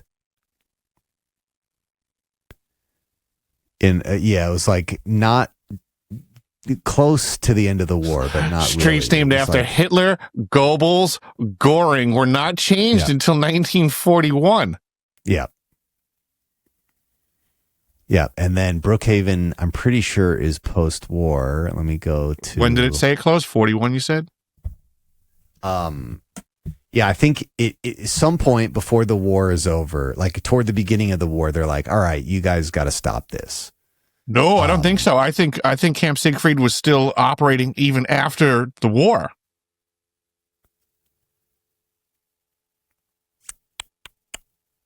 It's my understanding that my grandfather continued to visit there post World War II. Oh, no. It was for sure there. I think they made them, I read somewhere that they made them take down. Oh, the signage. No, I mean, when did the Nazi camp signage close?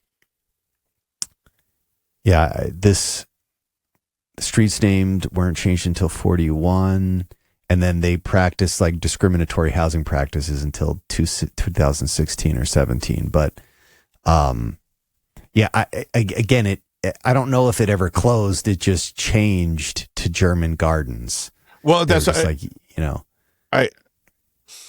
Well, then when was German Gardens built? Because the German-American Bund severed its connection with the German-American Settlement League in 1940, and the League took over the camp with the announcement that henceforth it would be non-political. Right, so that's the divorce. That's the divorce, okay. The government was like, you can't do this shit. But from 1941 until debatably 2016, that was still the mentality there.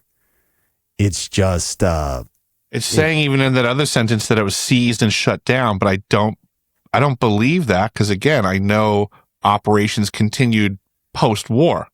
Yeah, no, so German Gardens. Yeah, for sure. Yeah, I guess you're right. It just changed names and activities just ensued. Okay. Yeah. Again. Okay. So begs the question: when did Brookhaven National Labs break ground and open up? 1947. Yeah. Pay no attention to the Nazis across the street from our laboratories. And before that, it was Camp Upton, which was rich history. Definitely a coveted military site on Long Island. Yes, I believe it was one of the biggest military installations in the history of the country. And then in 44, Camp Upton became a convalescent and rehab hospital. And then after the war, they set it up as Brookhaven to be the premier research associate. But if I remember correctly, Teddy Roosevelt's Rough Riders, when they came back from their battles, I believe they were quarantined in Camp Upton to fend off whatever they were exposed to. Yeah. Yeah, that would not be surprising at all. But yeah, again, when we talk about, we know a few Nazis made it to Long Island, mostly rocket people. But where did all the nuke people go? And right next to the premier nuclear research facility, stone's throws away from all of military industry, intersections of all military industry, there was a Nazi community that was still practicing the discriminatory housing practices until 2017. Until 2017. Yep. So when we ask ourselves, where could these guys have ended up? Would they have needed to ended up in Long Island at some point? And the answer to that is yes, because premier research, premier development of all levels of war machines, including aviation, all of aviation, was happening right here. So yes, a few of those guys get filtered out to other places for sure. But I would not be surprised if we could do an actual forensic accounting of where all 1,600 of those Nazis ended up, that a lot of them ended up here because the community, at least to a certain extent, would have welcomed it. It wouldn't have been hard for them to adjust to a life surrounded by Nazi people who are sympathetic to the Nazi cause. And, this area, as Eric and I have talked about, has very thick Germanic Methodist roots, like German communities. And again, we're talking about the premier nuclear research facility. Grumman is the premier, at that time, is the premier aerospace. This plant right here was in part responsible for the success from the air in World War II. And it's where they were building all the space, all of the most heavily guarded secrets of those times were occurring here, the Calverton test site, Republic, or any of the other companies that were making minuscule portions of any of the infrastructure to make any of that work. And when I say that, I mean a different contractor makes the gyroscopes. A different contractor makes the seat belts. A different contractor makes this or that or this or that. All of those companies are here. And they're here because they're assembling it at Bethpage. And, at least for the nuclear portion, a lot of the science, maybe these guys didn't know they were building a bomb, but the science that they were doing here was absolutely to reinforce nuclear supremacy into the Cold War. Well, let's not forget that, another name for that Calverton facility right there, which, by the way, is a relative stone's throw away from the Groton submarine base. Another name for Calverton is Calverton Naval Weapons Reserve Plant.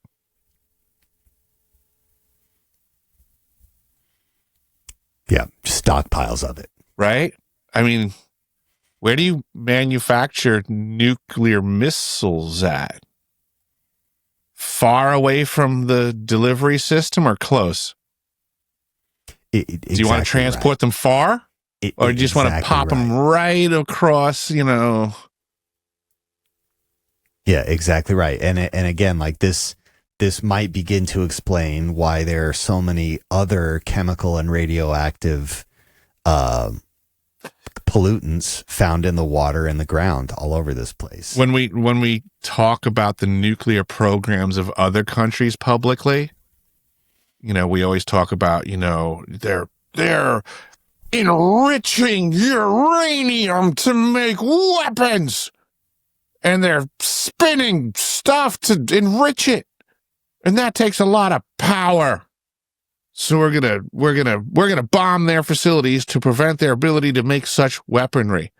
Well, I mean, that would mean that, like, similarly, where we have, copious amounts of power and nuclear facilities. I mean, where in the U.S. does this stuff get enriched, James?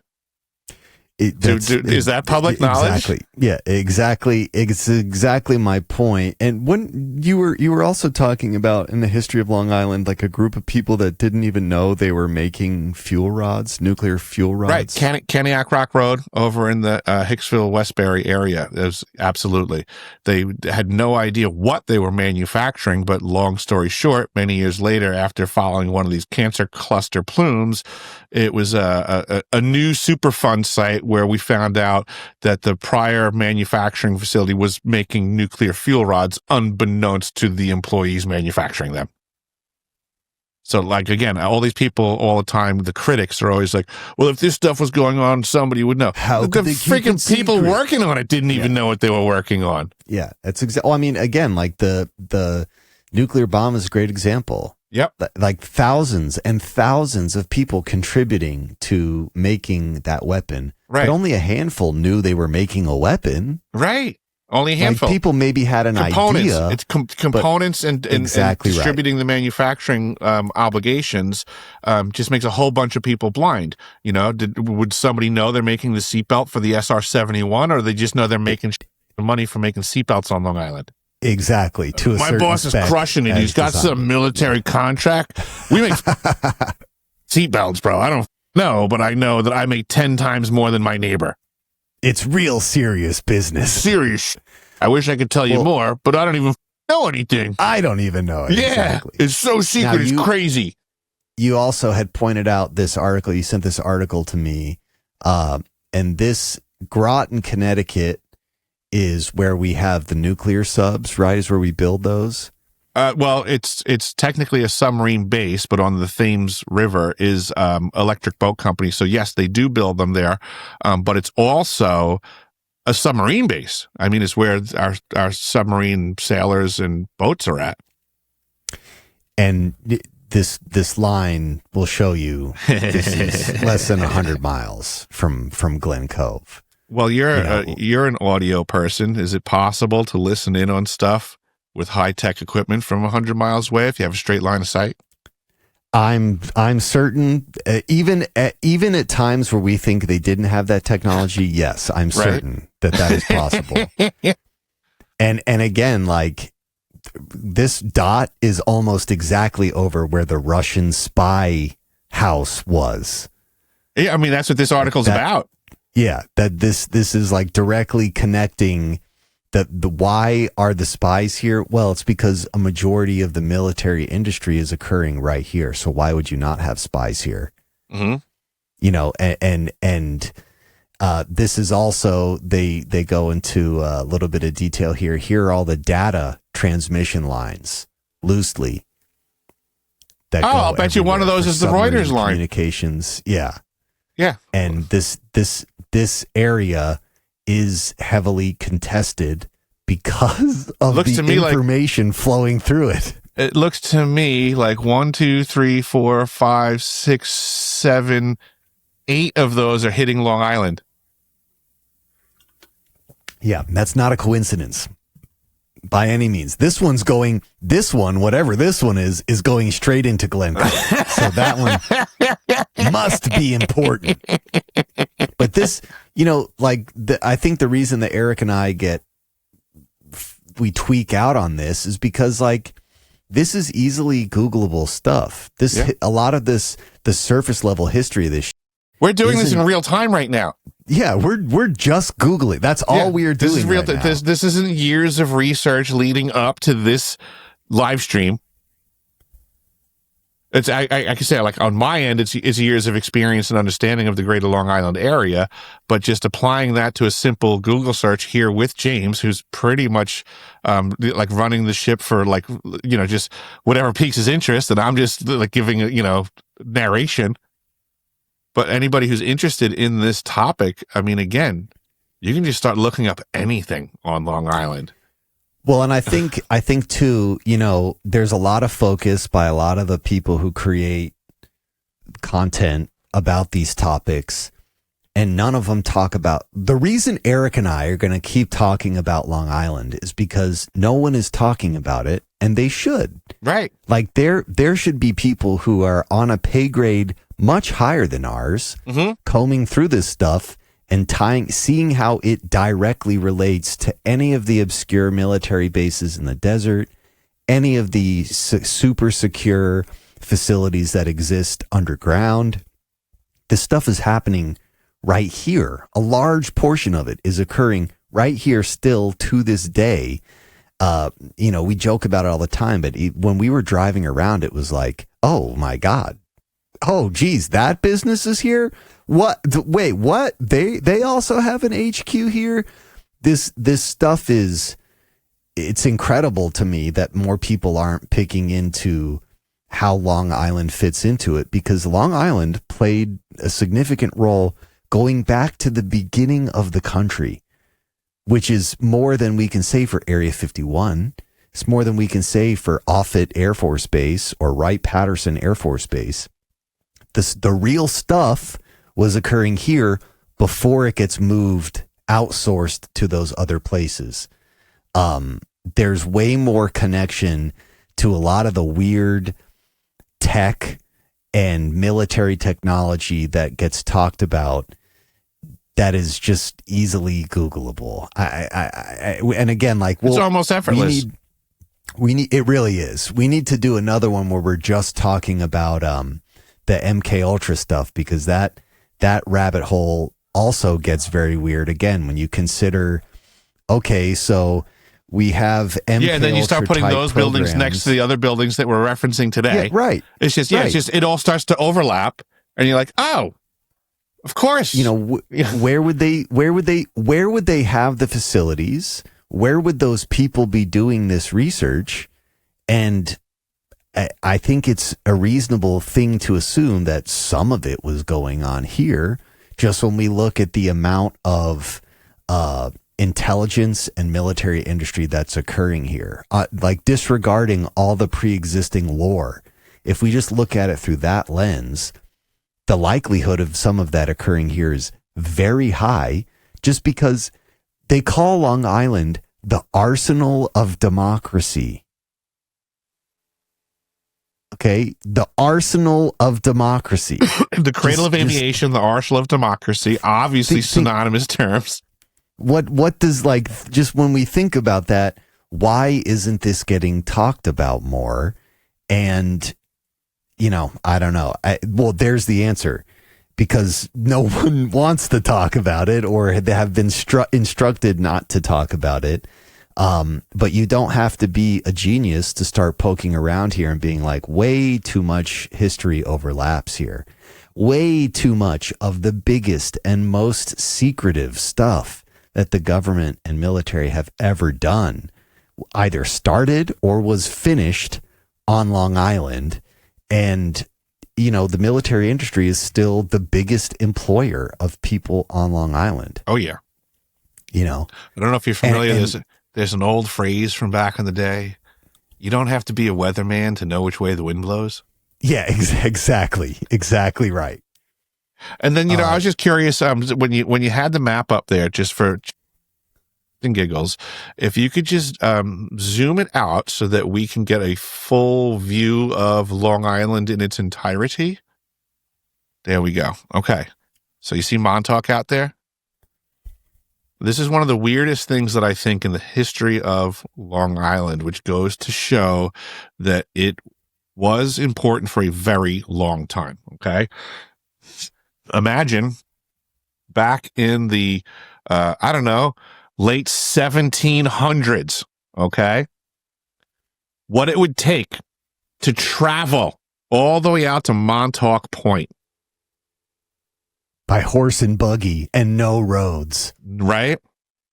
So most people don't know that the first thing that General George Washington did when he became president of the United States, his first action, was he went all the way out to Montauk Point, Long Island, and commissioned the Montauk Lighthouse to be built.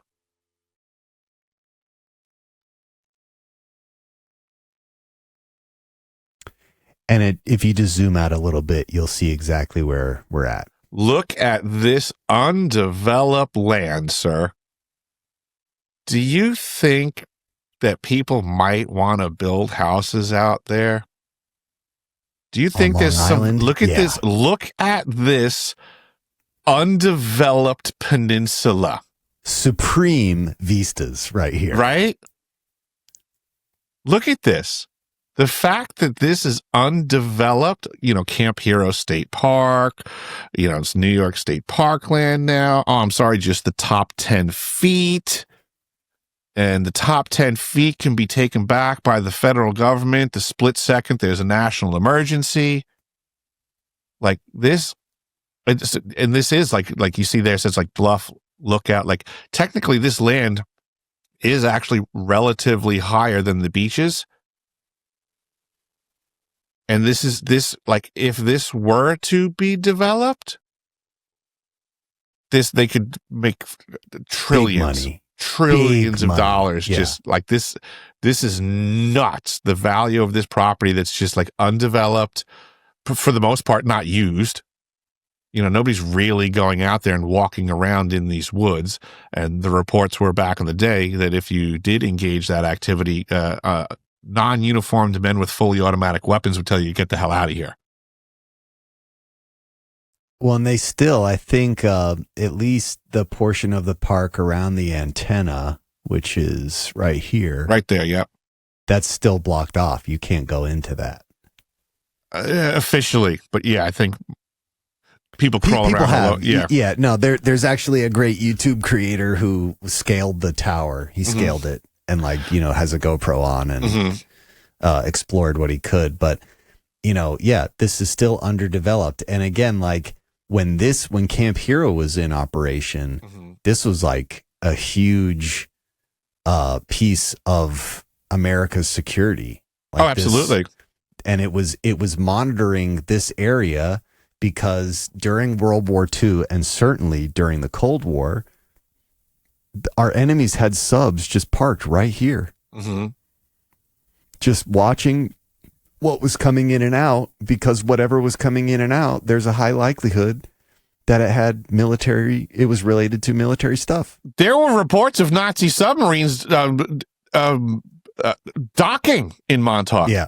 Let alone, it gets even crazier. Well, and that's the guy, Chris Verga, he touches on that in his book. Because that's not a theory. That's not a maybe it happened. It definitely did happen. It's why, a lot of these places, they're not active, but they haven't been torn down and redeveloped because there's still some kind of importance to keep them around. And of course, there's also, at least with Camp Hero, there's all the rumors of tunnels underground and just another layer. Well, there's still infrastructure the utilities are still there. The gigawatt of power that's going into a shack there. Yeah. You can see the limited amount of streets, what would have been the limited amount of homes, so to say. I have paperwork regarding the Camp Hero Water District. that says, like, so they call it like services or meters, right? So like in a regular community in the greater Long Island area, you have tens of millions of people in a neighborhood, right? Yeah. Meters, service contracts, whatever you want to call it, right? And water towers. But then they talk about how, like, there's one pump and tower that's being used, and that is enough for like tens of millions of people. Well, the paperwork that I have shows that like the Camp Hero Water District had like, like 2 pumps in a tower. It's like they have the water infrastructure for a city's worth of people in the greater Long Island area. Looking at this map right here, there's no justification for them to have a city's worth of water supply in this undeveloped area. Oh, but there's a gigawatt of power that goes into the ground. Is it possible that there's a lot going on underground here too? When you have enough water and enough power for a city, but you're lacking a city. Yeah, exactly. Yeah.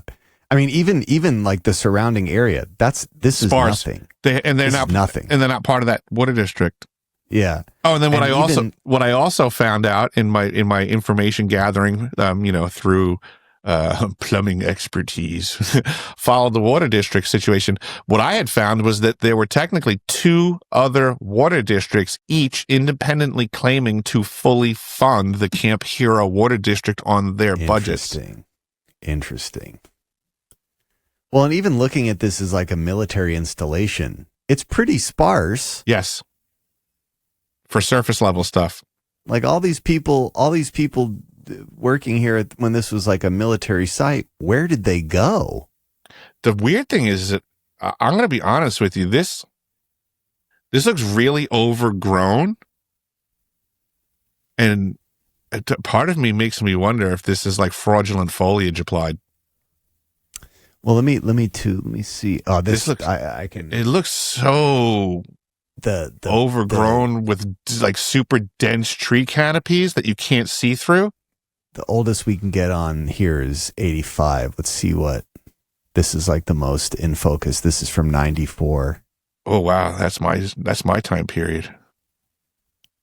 Yeah. Like you see how you can like see in between the trees more? Yeah. That almost looks like the other image was like added density.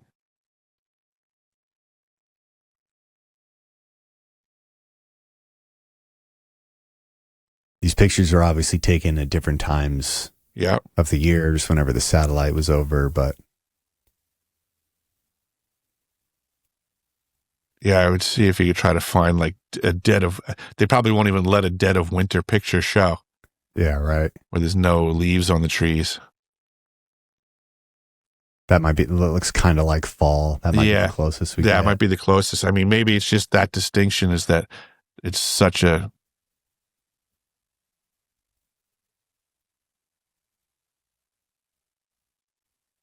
Ooh, that back one looked real brown. That's winter. Yeah, this picture says 4/5/21, so there you go. Tail end. Yeah. No new growth. But yeah, I mean, just looking at that, it's like where. Right, so that lets you see there's nothing there.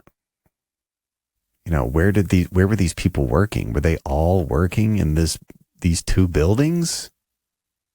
There's got to be something else going on here. Yeah, I believe there's a massive amount of underground. This has always drawn scrutiny, this circle. What is that? You can see it looks like 2 antennas right there on the 5 o'clock position. See the little patch of the field? Oh, yep. Sure is. Whoa. Sure is. How close can you zoom in on that, please? See if I can get. No, I can't get there. That looks like the top of a tower, the way that it's being weird when you move around it. But boy, does that road look dilapidated. Does. I don't recall ever seeing that there before. I've definitely checked out this area plenty of times. That looks relatively new.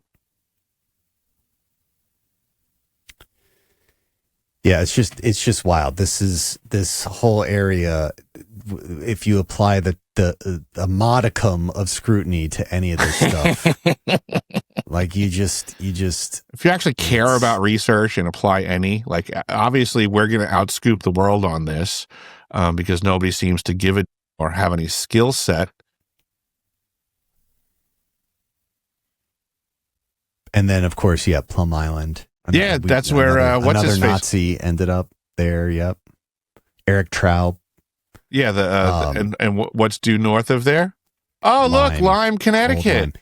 Now, and again, this is to clarify this. People will always say, well, Lyme disease existed. Yes, it did exist before this. What didn't exist is it being carried on ticks. And what did Eric Traub do? He developed biochemical weapons that would use bugs and ticks as the carriers. Which didn't exist until he came up with the production. Exactly right. And then that's when you get the breakout of Lyme disease in this city, which, again, is upwind of Long Island. Lyme existed. Yes, Lyme disease did exist. It just wasn't weaponized on ticks until they discovered the ticks with Lyme disease here. Mm-hmm. And that's what Eric Traub was doing specifically at Plum Island. It's also what he was doing at Reams Island, which was the similar Nazi bioweapon facility that he came from. I'm just curious. So, you see Gardiner's Island there? Yep. If I'm not mistaken, that's still completely privately owned. Looks like there's nothing going on out here. You got one rich estate. Yep, sure. Some solar panels. Yeah, I mean, talk about living large. I mean, look at this thing. Yeah. Imagine, I mean, seriously, dude, imagine owning all of that. It's wild. Like you have to take a boat to get there. Yeah. Or I mean, helicopter. You can take your pick. Yeah. Oh, yeah. Of course. Yeah. I mean, come on. What am I thinking? You got to be like Bruce Wayne style here. You got to quit your peasant thoughts. You're like, I'd have to swim. His arms must be so tired all the time. But yeah, dude, this was awesome. Eric, thank you for once again going on this tirade with me. I feel like we should do another one of these where we specifically focus on the Jesuit place. Absolutely. The Laurel Lane. Yeah. The school. Oh, yeah. What you said you found at some point on the CIA archive, like Center Road? The Center Road. Oh, Center Lane. Yeah, Center Lane. Project Center Lane was part of the remote viewing stuff, and Center Lane over in Long Island. Yeah, I mean, again, there's so many dots to connect. It's almost endless. Well, that's why I love doing these with you too, because like there's just so many. It's so interconnected. There's so much overlap. It is not a coincidence. Yeah, even what we did today is a tip of the iceberg activity. From the confirmable history. This is more than a coincidence. Like our means and motive here for any of those activities, and the answer to that is yes. There is no debate. That's why this place is continually looked at as like one of the most important aspects of the military industry in this country. It's crazy. Excellent, dude. I look forward to the next one. It's always a blast. Well, since we're streaming on your side and my side didn't work, if anybody that's following James is interested in this type of information, wants to throw me a follow back here on X, so be it. It would be greatly appreciated, and we'll try to figure out what went wrong and cross-stream it appropriately next time. Well, and for sure, also, let's give a shout to deciphering.tv. Eric has a website and a YouTube channel that are intense breakouts of all of these things. Most of this stuff, he originally piqued my interest when I was combing through all of your YouTube videos, but between your site and the YouTube channel, there's enough to get you to start asking questions and looking at the world around you a little bit differently. So definitely check out deciphering.tv. We've got about 120 people on X. We want to thank you all for going on this journey with us. It's a pleasure. If you could, again, give us a like and a subscribe if you haven't already. And then, of course, we'll do this again in the future. If you have any ideas from your experiences or knowledge of Long Island, please drop them in there. We can make sure to touch them on the next one. But this has been super fun. Eric, thank you again. You got it, James. Thank you so much. Have a great day. Yeah, we'll talk to you all later. See ya. Got it.